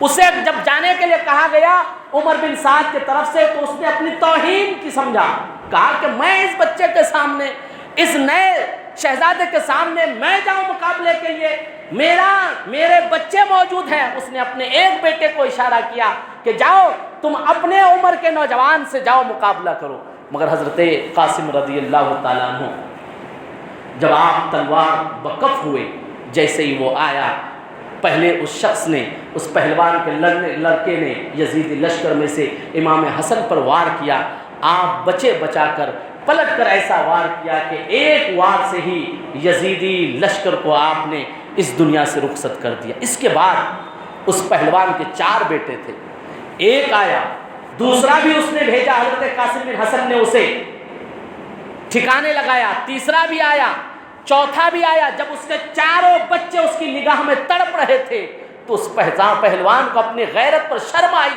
اور اس سے برداشت نہ ہوا۔ اب وہ اپنی توہین نہیں سمجھا بلکہ خود میدان عمل میں آیا، حضرت قاسم کے مقابلے میں آیا۔ جیسے ہی آیا حضرت قاسم رضی اللہ تعالیٰ عنہ نے اس سے کہا کہ تم ہو ارزق پہلوان، تمہارا بڑا چرچا ہے، تم نے تمہارے بارے میں بہت کچھ سن رکھا ہے، مگر تم میرے دادا کے بارے میں سن لو۔ علی میرا دادا ہیں، تم میرے دادا کا نام سنو۔ میرے دادا کے نام اور ان کی بہادری کے سامنے تمہاری کوئی بہادری نہیں ہے۔ آپ نے اسے للکارا اور اس نے گھوڑے کو ایڑ لگایا، گھوڑا آگے بڑھا کہ حضرت قاسم رضی اللہ تعالیٰ عنہ نے کہا اتنے بڑے پہلوان ہو، تمہیں گھوڑے کا زین کو کسنے کا بھی طریقہ نہیں معلوم ہے۔ اللہ وسلم وہ پہلوان گھوڑے کے زین کو دیکھنے کے لیے نیچے جھکا۔ حضرت قاسم رضی اللہ تعالیٰ عنہ نے ایسا ایک تلوار کا ضرب لگایا کہ اس پہلوان کا سر ایک ہی وار سے تن سے جدا ہو گیا۔ پھر یزیدی لشکر میں، یزیدی خیمے میں ہلچل مچ جاتی ہے کہ حسین کے بھتیجے نے ہمارے لشکر کے ارزق پہلوان کو اس کے بیٹوں کے بعد ایک وار میں قتل کر دیا۔ یزیدی لشکر میں ہلچل مچ گئی۔ اب پھر عمر بن سعد نے اعلان کیا یہ کیا بے وقوفی کر رہے ہو، یہ تمہیں نوجوان اور بغیر مشق کے لشکر اور فوجی سمجھ رہے ہو، یہ سامنے آنے والا یقیناً بھوکا ہے، یہ تم بات ذہن میں رکھ رہے ہو۔ تم سمجھ رہے ہو کہ آنے والا 3 دن کا پیاسا ہے، تم سمجھ رہے ہو کہ آنے والے کی عمر کم ہے، وہ زیادہ مشق نہیں کیا ہے، تم سمجھ رہے ہو کہ اس کی تلواریں اچھی نہیں ہے، تم سمجھ رہے ہو کہ اس کے گھوڑے کمزور ہیں، مگر ایک بات سمجھ لو، یہ کوئی اور لڑاکو فوجی نہیں ہے، یہ وہ ہیں جن کے دادا خیبر کا باب اٹھا کر پھینک دیتے ہیں۔ عمر بن سعد نے تعریف کرتے ہوئے اپنی فوج کو للکارا، ورگلایا اور کہا کہ ایک کے بعد دیگر جاؤ گے تو تم کسی سے نہیں جیت پاؤ گے، پوری فوج ختم ہو جائے گی۔ پھر عمر بن سعد نے کہا کہ جھنڈ میں کئی لوگ ساتھ مل کر ایک بار کی وار کرو۔ حضرت قاسم بن حسن کے قریب یزیدی فوج دستہ بدستہ چاروں طرف سے آ گئے اور وہ سبھی لوگ تلواریں لہرا کر حضرت قاسم کے اوپر حملہ کرتے رہتے۔ حضرت قاسم سبھی کے وار کا جواب دیتے رہتے یہاں تک کہ کہا جاتا ہے کہ آپ نے تقریباً تنے تنہا 450 سے زیادہ یزیدی لشکر کو ڈھیر کیا۔ پھر آپ جب بہت زیادہ گھیراؤ میں آ گئے، کسی بدبخت نے پیچھے سے آپ کے پیٹھ پر ایسا تیر چلایا کہ آپ کا دھیان ادھر گیا۔ پھر ایک ساتھ بدبختوں نے حضرت قاسم بن حسن کے اوپر وار کیا۔ اسی طرح حضرت قاسم کی روح بھی آپ کے جسم سے جدا ہو گئی۔ انا للہ و انا الیہ راجعون۔ حضرت قاسم رضی اللہ تعالیٰ عنہ کی بہادری کے بعد یزیدی لشکر نے پیش کی احتیاط شروع کر دیا اور کہا کہ اسے اور کس طرح کمزور کیا جائے۔ اب کوئی بھی مقابلے میں آئے تو کسی کو تنہا نہ فیس کیا جائے، نہ اس سے لڑا جائے، اس لیے کہ اس سے ہمارے فوج کا نقصان بہت زیادہ ہو رہا ہے۔ اب ہر آنے والوں کے لیے یہی احتیاط کیا جائے کہ جو بھی آئے سامنے اس کے اوپر ایک ساتھ حملہ کیا جائے۔ ادھر حضرت قاسم رضی اللہ تعالیٰ عنہ کی شہادت ہوئی۔ آپ نے حضرت امام حسین اعظم نے اپنے جواں بھتیجے کے لاش کو لے کر خیمے کی طرف گئے کہ اسی درمیان آپ کیا دیکھ رہے ہیں کہ گنگے سے آواز آتی ہے کہ علی اصغر پیاسے بلک رہے ہیں۔ اللہ سمجھ، ادھر جوان بھتیجے کی لاش اٹھا کر لا رہے ہیں، ادھر علی اصغر کے پیاسے تڑپنے کی آواز اور خبر آئی۔ اللہ سمجھ، حضرت حسین اعظم نے حضرت علی اصغر کو گود میں لے کر پھر یزیدی لشکروں سے مخاطب ہوا، ظالموں سے مخاطب ہوا۔ پھر آپ نے دعائی دی کہ تم نے 3 دن تک پانی بند کر رکھا ہے، ہم بڑے ہیں، ہم بھوک پیاس کر رہے ہیں اور بھوک پیاس برداشت کر رہے ہیں، اور پانی کی قلت کی وجہ سے، پیاسے رہنے کی وجہ سے خواتین میں بھی پانی کی شدت ہے، کمی ہے۔ اے یزیدیوں، اے ظالموں، تمہیں بڑوں پر نہیں، اس معصوم علی اصغر جو ابھی 6 مہینے کا ہے، کسی نے کہا ہے کہ آپ کی وہی پیدائش ہوئی، مگر آپ کی زیادہ سے زیادہ عمر بتایا جاتا ہے کہ 6 مہینے ہے۔ حضرت حسین اعظم نے یزیدیوں کی طرف دکھا کر کہا کہ اسے پانی تو پلا دو، مگر وہ یزیدی لشکر ظالموں نے حضرت علی اصغر کے لیے پانی نہ دیا، بلکہ یزیدی لشکر میں سے ایک تیر ایسا آیا کہ حضرت علی اصغر کے حلق کو چبھ گیا۔ حضرت علی اصغر ہمیشہ کے لیے اس دنیا سے رخصت ہو گئے۔ انا للہ و انا الیہ راجعون۔ کسی نے کہا ہے کہ ان کو کرب دھوکے سے بلایا، مہمان بنا کر بلایا اور انہیں ستایا۔ ظالموں دیکھ لو حال اصغر، پیاس سے ہے زباں ان کی باہر، ظالموں نے نہ پانی پلایا بلکہ ایک تیر ایسا چلایا کہ خلد کو چل دیا کربلا سے۔ حضرت امام علی اصغر کی شہادت کے بعد حضرت عباس رضی اللہ تعالیٰ عنہ علم بردار جو اپنی بیٹی اپنی بھتیجے سکینہ کے لیے،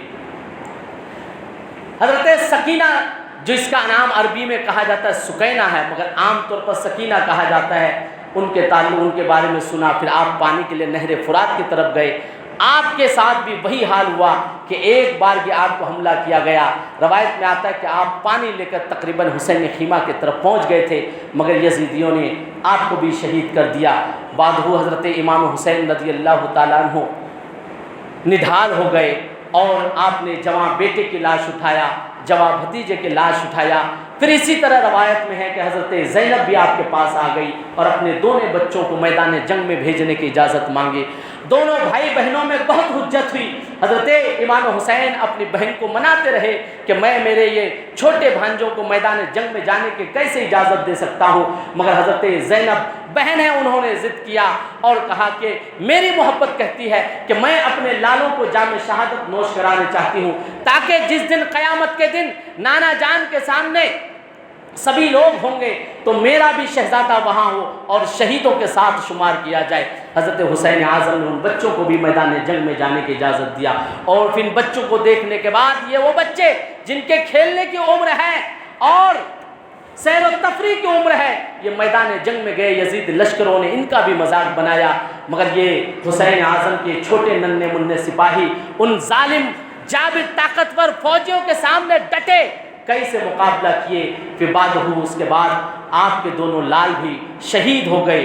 اس کے بعد حضرت امام حسین رضی اللہ تعالیٰ عنہ نڈھال ہو کر اور پھر مناجات کر کے صبر و تحمل کا دامن تھامتے ہوئے آپ میدان جنگ کی طرف جاتے ہیں۔ آپ نے پھر حجت فرمایا، پھر لوگوں سے خطاب فرمایا اور کہا کہ انہوں نے کیا بگاڑا تھا، انہوں نے کیا بگاڑا تھا۔ پھر آپ نے یاد دلایا کہ کیا تم نے مجھے نہیں بلایا تھا، اب بھی وقت ہے، کیوں تم میرے خون کے پیاسے ہو گئے ہو۔ یہ امید رکھنا چھوڑ دو کہ میں کبھی یزید پلید کے ہاتھ پر بیعت کر سکتا ہوں، میں ظالم کے ہاتھ پر بیعت کر سکتا ہوں، یہ امید نہیں رکھو مجھ سے۔ پھر یزیدی لشکر نے حضرت حسین پاک کو للکارا اور کہا کہ بات کرنے کا وقت نہیں ہے۔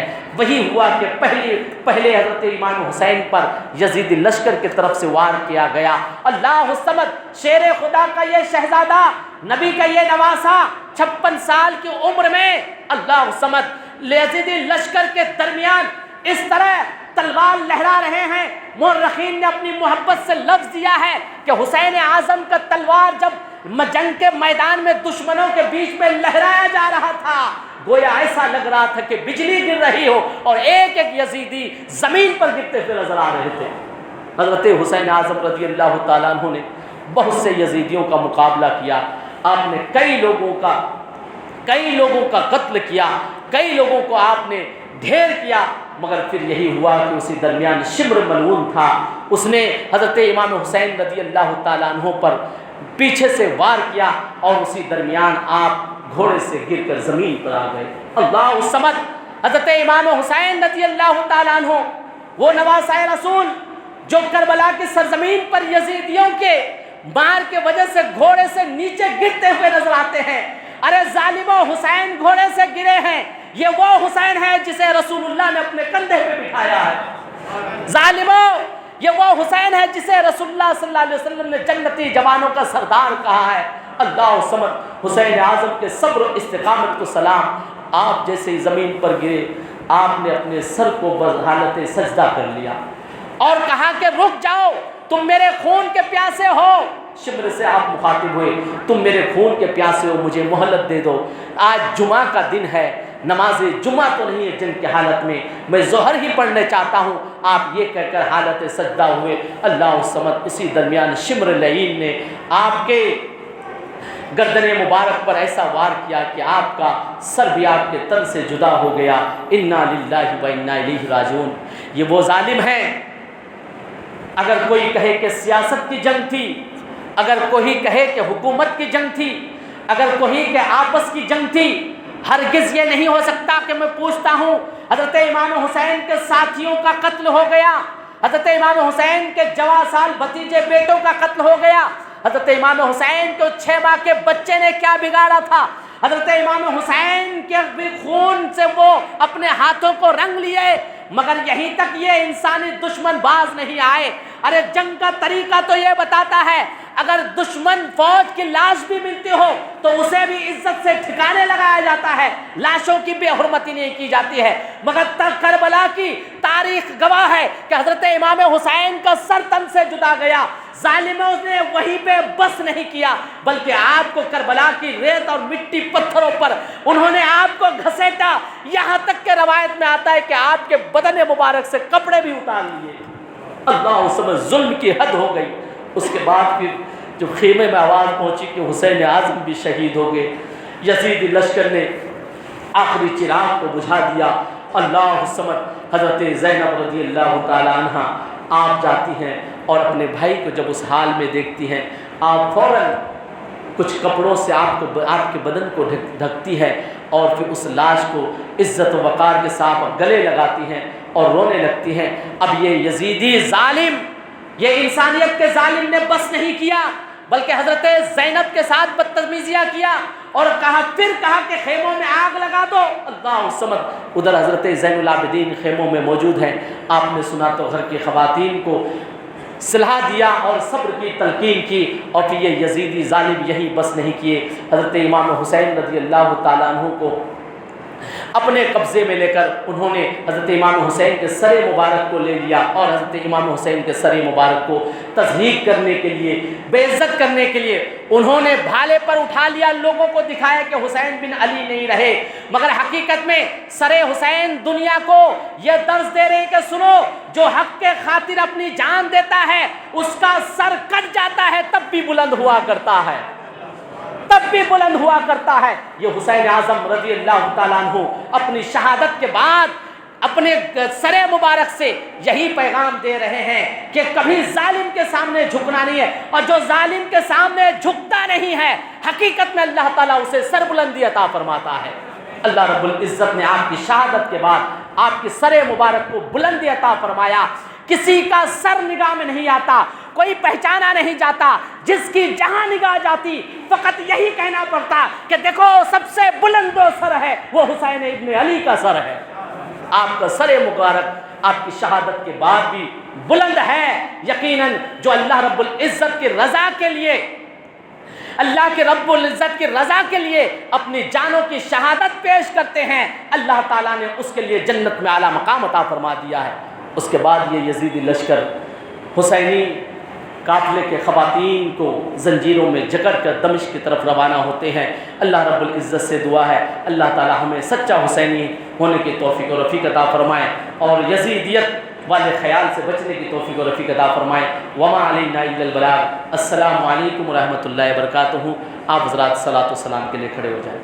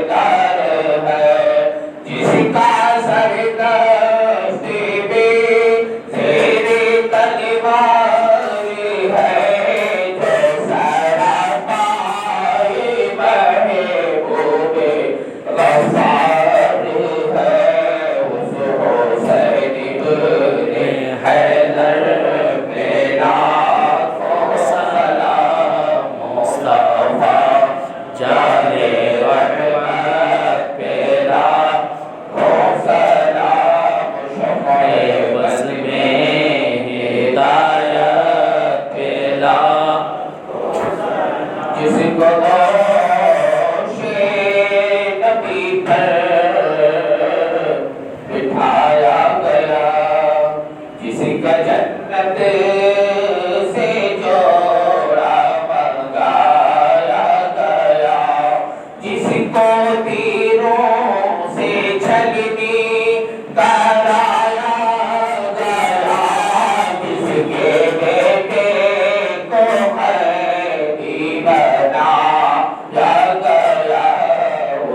حسین ابن حیدر پہ لاکھوں سلام، مصطفیٰ جان رحمت پہ لاکھوں سلام، شمع بز میں ہدایت پہ لاکھوں سلام۔ حبیب یا رسول اللہ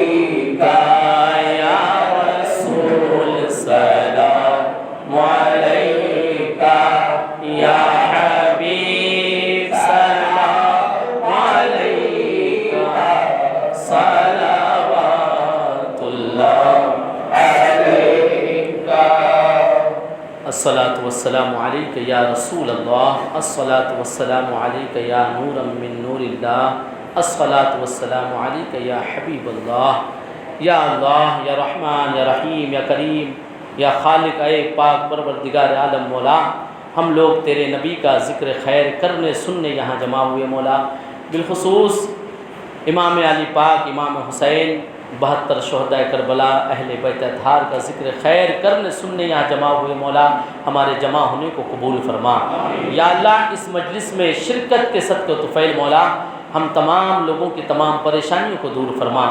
حسین اعظم کے صدقہ طفیل مولا ہم تمام لوگوں کی مشکلوں کو دور فرما۔ یا اللہ، شہدائے کربلا کے صدقہ طفیل مولا ہم میں سے جو پریشان حال ہے ان کی پریشانی کو دور فرما۔ یا اللہ، شہدائے کربلا کے صدقہ طفیل مولا ہم میں سے جو بے روزگار ہیں انہیں روزی کے ذرائع سبیل و اسباب عطا فرما۔ یا اللہ، ہمارے حلال اور جائز کمائی میں دین دونی رات چگنی ترقی اور برکت عطا فرما۔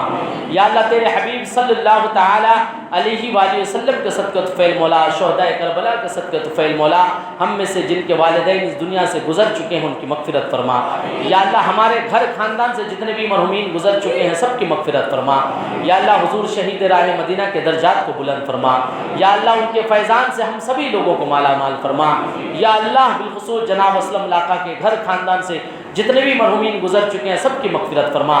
یا اللہ، بالخصوص حضور معین ملت کو ہمت طاقت قوت عطا فرما۔ یا اللہ، سنی مسجد بلال کی مدد کے لیے جو لوگ جس طریقے سے مولا خدمت کر رہے ہیں اس میں حصہ لے رہے ہیں، سنی مسلم چھوٹا قبرستان کی حفاظت کے لیے جو لوگ جد و جہد کر رہے ہیں مولا تمام لوگوں کو اجر عظیم سے نواز دے۔ یا اللہ، تیرے حبیب کے صدقہ طفیل مولا بالخصوص جن لوگوں نے 10 روزہ امام حسین میں نیاز کے ذریعے شرکت کی مولا ان کے تمام مقاصد کو پوری فرما۔ یا اللہ، سید حسین میاں کو صحت تندرستی عمر دراز عطا فرما۔ یا اللہ، حضور حسین میاں کے والدہ کریمہ کو صحت تندرستی عمر دراز عطا فرما۔ ہم سبھی لوگوں کے والدین کریمین کو صحت تندرستی عمر دراز عطا فرما۔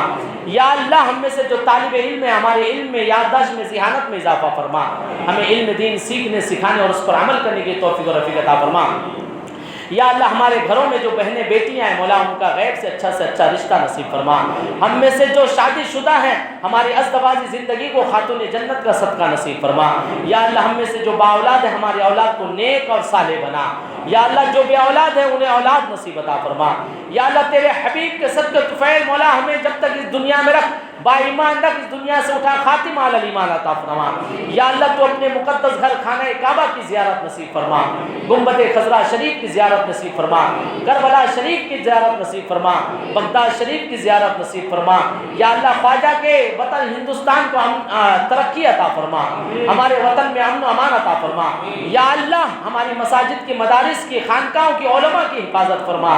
یا اللہ، جو لوگ بے وجہ قید صعوبت کی زندگی گزار رہے مولا ان کے رہائی کے سبیل و اسباب عطا فرما۔ یا اللہ، مسلمانان عالم کی بالخصوص فلسطین کے مظلوم بے کس بے سہارا لوگوں کی مولا تو غیب سے مدد فرما، جو زخمی ہیں انہیں صحت یابی عطا فرما۔ یا اللہ، تیرے حبیب کے صدقہ طفیل مولا جن لوگوں نے دعا کے لیے کہا مولا بالخصوص عمیر احمد رضا کو مولا شفا یاب فرما۔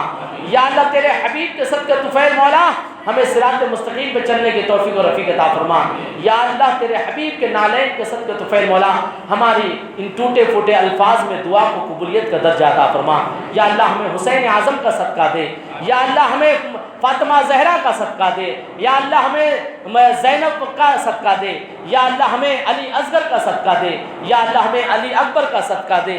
یا اللہ تیرے حبیب کے صدقے طفیل مولا محمد عمیر، محمد رضا، غوثیہ بیگم، رمضان خاتون کہ مولا صحت یابی، یا اللہ انہیں صحت تندرستی عطا فرما۔ یا اللہ تیرے حبیب کے صدقے طفیل مولا ہم لوگوں کے مولا جان مال عزت و آبرو کی حفاظت فرما۔ یا اللہ تیرے حبیب کے صدقے طفیل مولا ہمیں جب تک اس دنیا میں رکھ با ایمان رکھ، اس دنیا سے اٹھا خاتمہ علی الایمان عطا فرما۔ تجھے فضل کرتے نہیں لگتا بار، نہ ہو تجھ سے مایوس امیدوار۔ ان اللہ و ملائکتہ یصلون علی النبی یا ایھا الذین آمنوا صلوا علیہ وسلموا تسلیما۔ اللہم صل علی سیدنا مولانا محمد بارک وسلم، صلاۃ و سلام علیک یا رسول اللہ صلی اللہ تعالی علیہ وآلہ وسلم۔ سبحان ربک رب العزت عما یصفون وسلام علی المرسلین والحمد للہ رب العالمین۔ حق لا الہ الا اللہ۔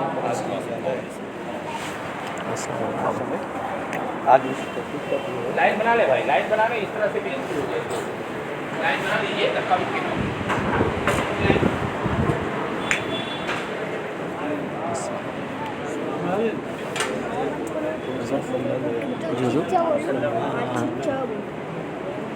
جلال میں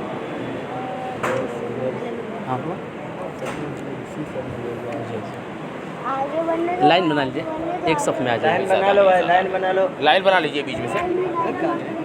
حضرت تھے چلے گئے، وہاں گئے ہوں گے 5ویں گلی۔ اچھا ہاں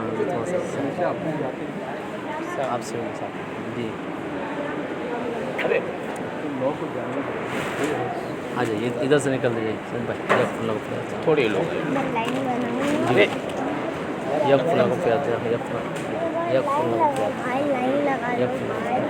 ایسا ایسا ادھر سے نکلیے، ہاں ادھر مسافہ کیجیے، یہاں سے نکلیے تو ایسا سسٹم بنے، یہاں سے آئیے، یہاں سے آئیے، ہاں یغفر اللہ یغفر اللہ جی یغفر اللہ